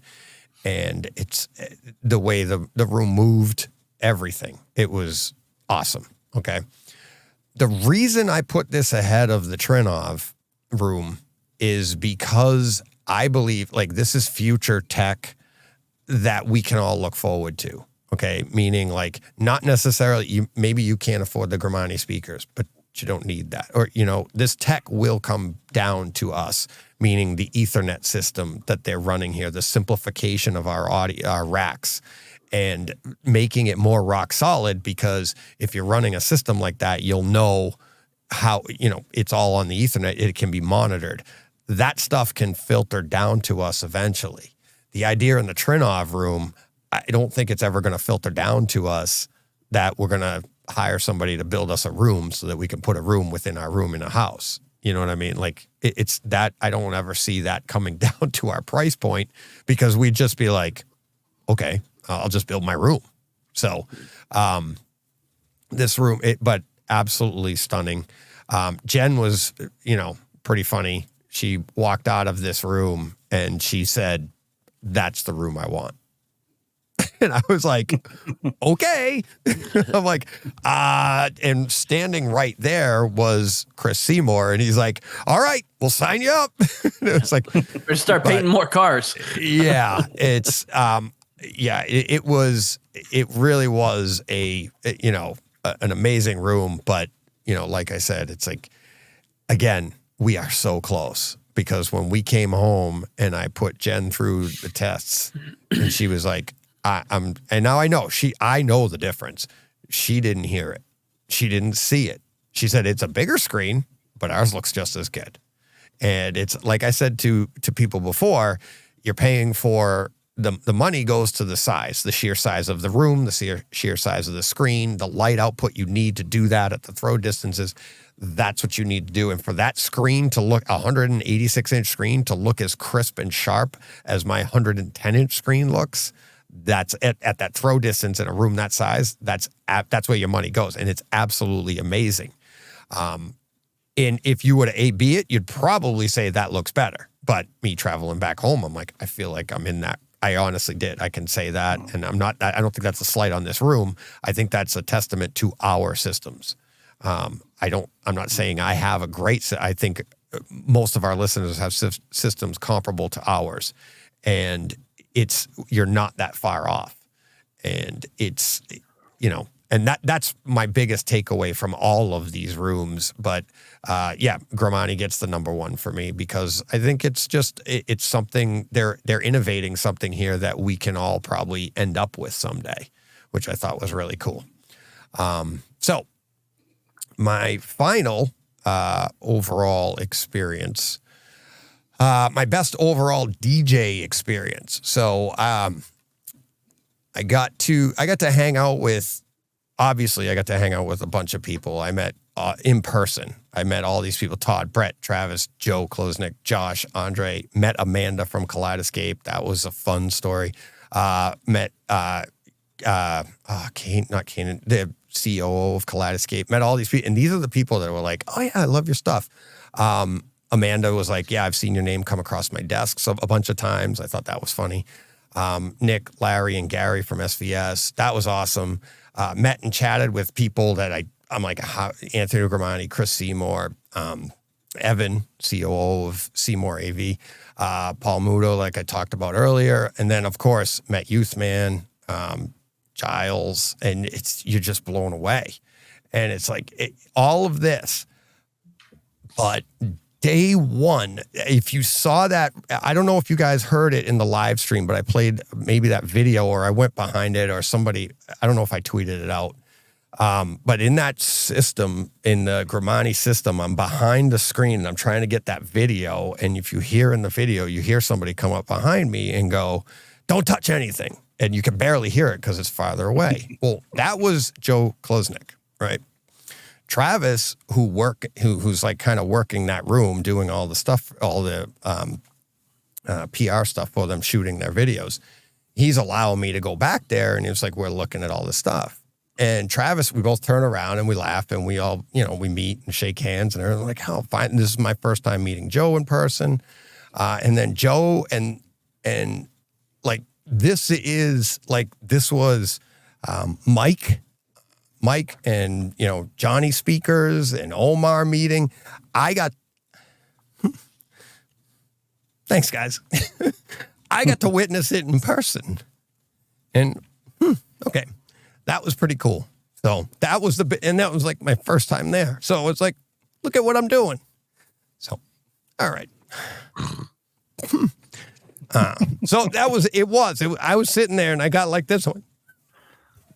Let me walk around, because it was cool to see it in person. So that was that. So yeah, it's you guys, the listeners, and everything that happened this weekend. Like I said, it's all because of them. So that's easy. You guys got any questions? Nope. No, we'll leave the one about where babies come from. We'll do that next time. It's fine. I'm okay. That's all right. Oh God, yeah. So yeah, that was the only emotional experience. Even seeing the Rocky Mountains, I've seen them before. No. I thought you meant the Rocky Mountain Express, but no, not that one. No, not, one of the not demos. that one. Yeah. So, yeah. So yeah, that it was, like I said, that's really, really cool. And honestly, the reason, I mean, it shocked me. I was like, because I was like, guys, the way they were like, oh, and because they said to each other, I'm like, "Oh, I've heard you on the podcast. I've been following you. Oh, thank you very." And I'm sitting there going, "Are you kidding me?" I'm like, that was just overwhelming, as you can tell. Yeah. So, but yeah, so that was that. That was my trip to CEDIA. And that was our week. So, anything else, guys? No. No, I think that's our lot for this week. All right. Thank you to Joe. This will be going in my new theater. Joe Klosnick got me this he did Anthony Gramani's class. He got me an autographed Gramani hat. Nice. That was pretty cool. So thank you for that. That will be going on one of the shelves around my new theater. Yeah. So thank you to everybody for the support. Thank you for everything. Patreon, all of that. There will be a new Patreon video going up for the Patreon supporters. So it's supposed to be up before the show, but it didn't load in time. So I'll check on that now. And yeah, rate, review, subscribe. John, anything else they can do for us? Patreon.com. There you go. There you go. Boxes of popcorn at the website. We've been going way too long.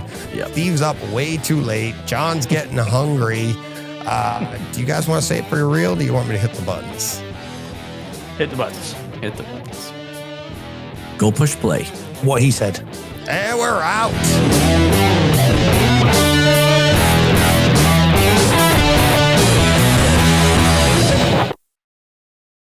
Hey, Fred. This has been a Hey Fred production with theme music by Jeff Bernhardt and Throne Vault Productions.